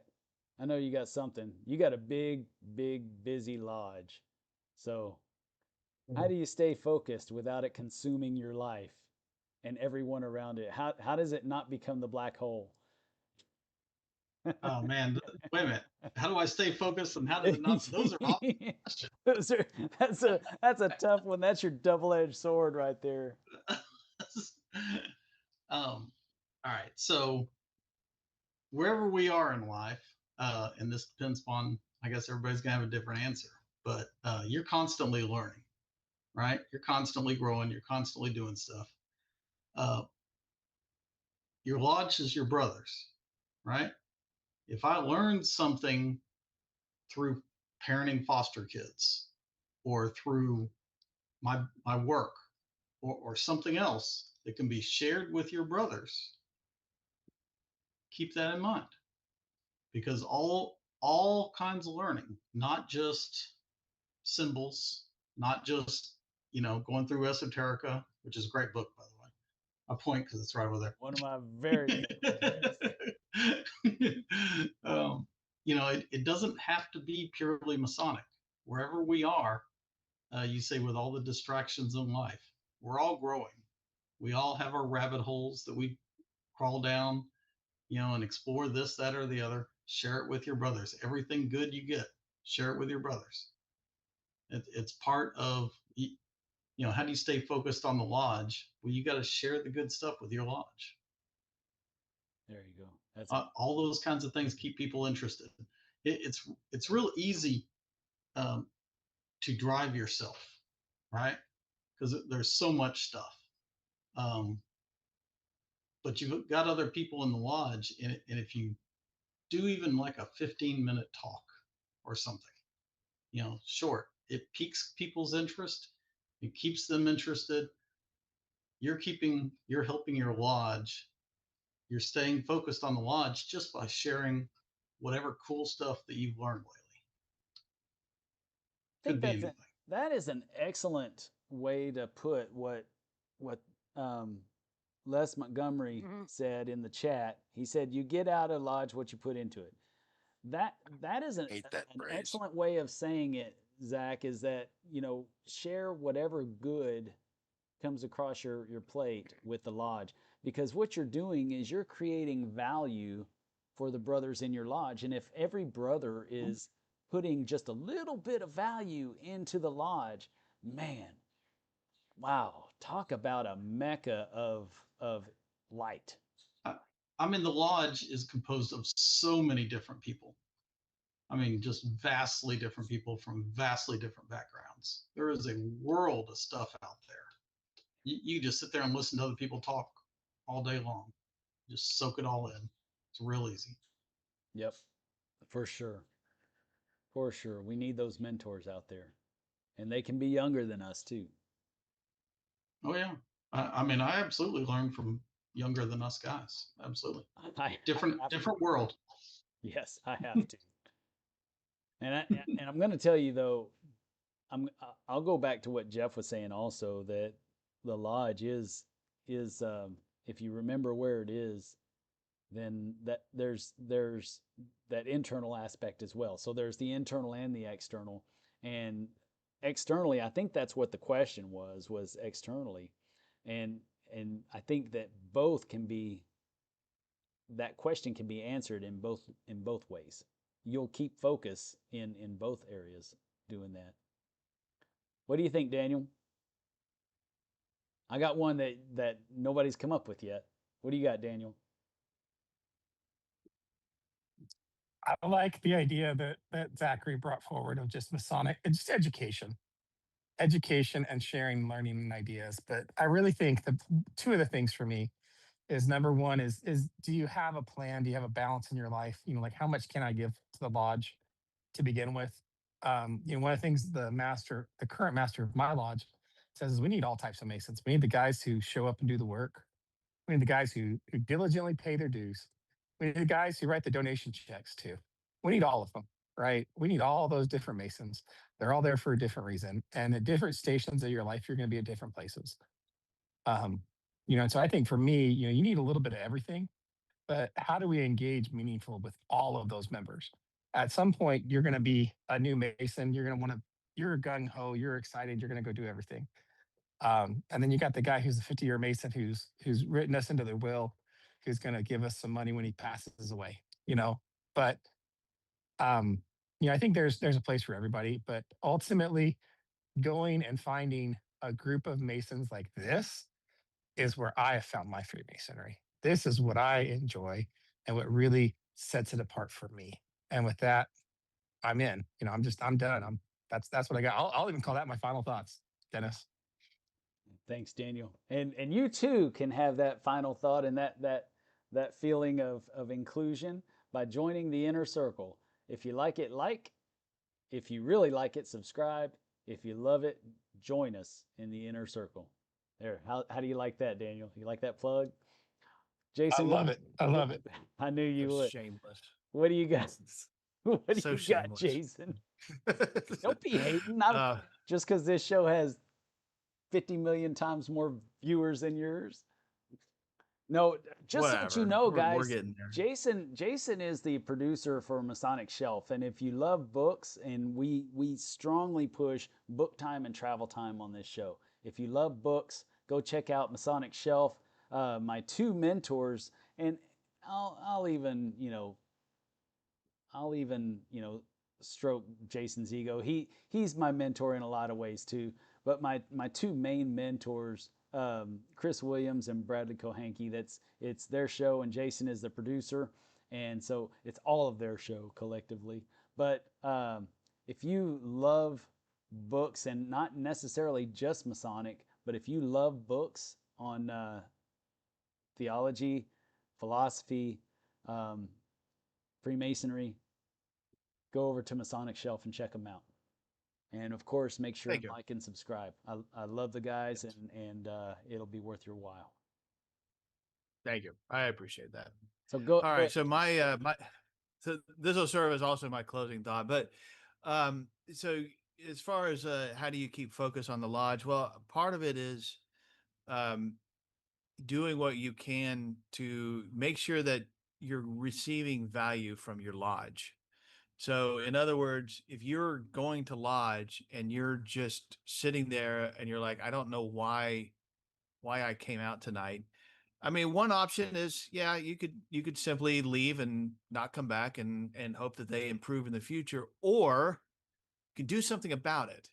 And even if you're not an officer, even if you're not the master, you know, being there and being involved and trying to influence it to where the lodge becomes something that you find value in, you've got to know that you're not the only one that's going to find value in it.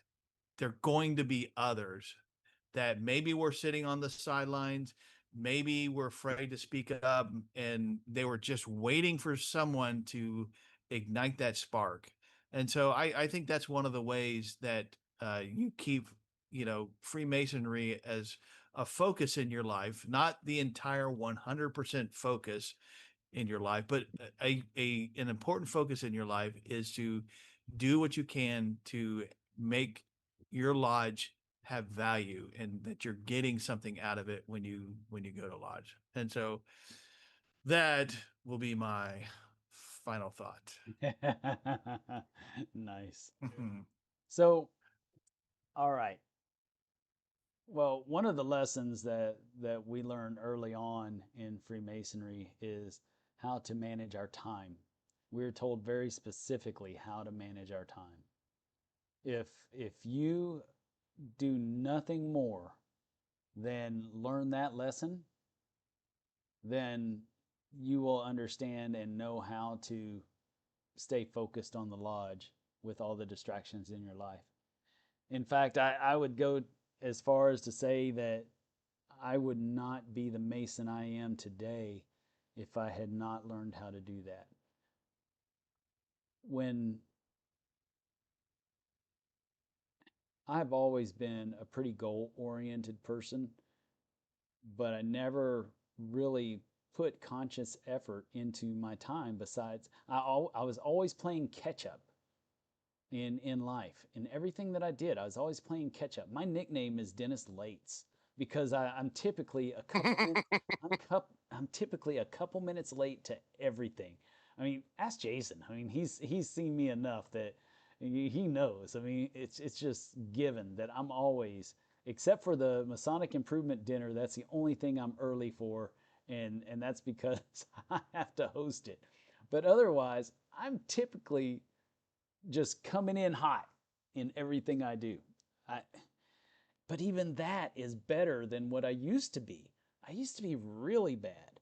And so if we learn the principles of time and the importance and value in our time on this earth, and once we realize that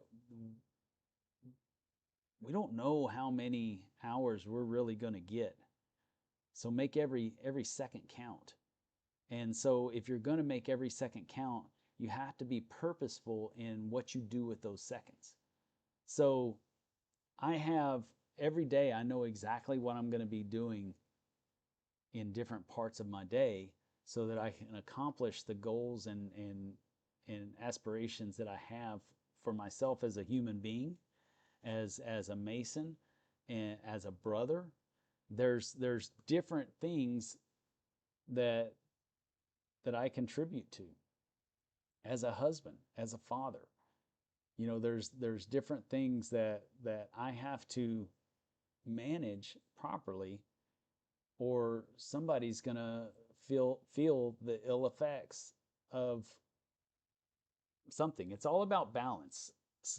Somebody spoke about it earlier, but it's all about balance. And if you don't know how to manage your time uh, purposefully, then it's very, very hard to find that balance. And once you find that balance, you find that it's very easy to to uh, to stay focused on the things that you enjoy. And people talk about multitasking a lot, or they have in the past. Everybody likes to say they multitask. That's just simply not true. Uh, Good night, Pro Dumpster. Um, it's simply not true. They're just doing a lot of things very fast, because really you can only focus on one thing at a time effectively. And so be present in the moment, and be productive in the moment with the time that you're contributing to whatever you're contributing to.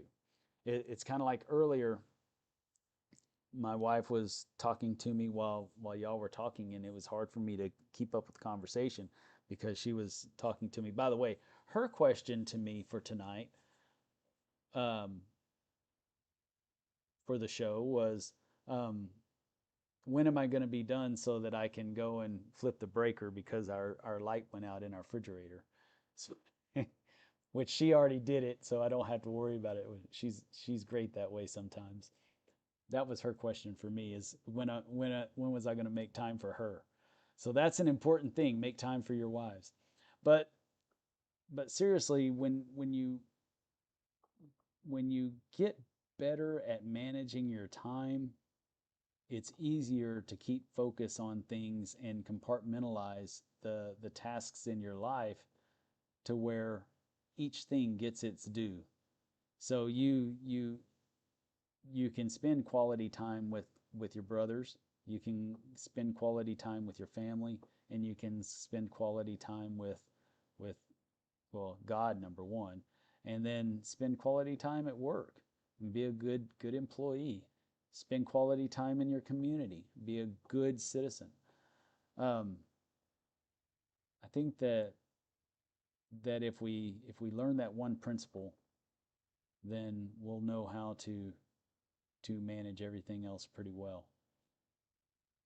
And I like what Jeff said earlier, is that if we remember where the main lodge lies, then it's pretty easy to keep that focus. That being said, um, I think everybody pretty much had their closing thoughts. So I'm going to go ahead, and unless somebody has something very pressing to say to the the friends and brothers that we have had throughout the night, I'm going to go ahead and wrap this up. All right. With that being said, I want to give a heartfelt um, Memorial Day wish to all of the fallen men and women out there over time that has made our life possible as we know it today. In so many ways that we don't even know, we've been protected and we've been provided for, at the ultimate expense of others. And I hope that you all have a good day tomorrow. I hope that you all have a day of rest and blessings. I have a very difficult time saying Happy Memorial Day. I will say I hope you all um, feel blessed in the fact that someone else laid it down just for you. And with that, I'm signing off. Keep it between the points.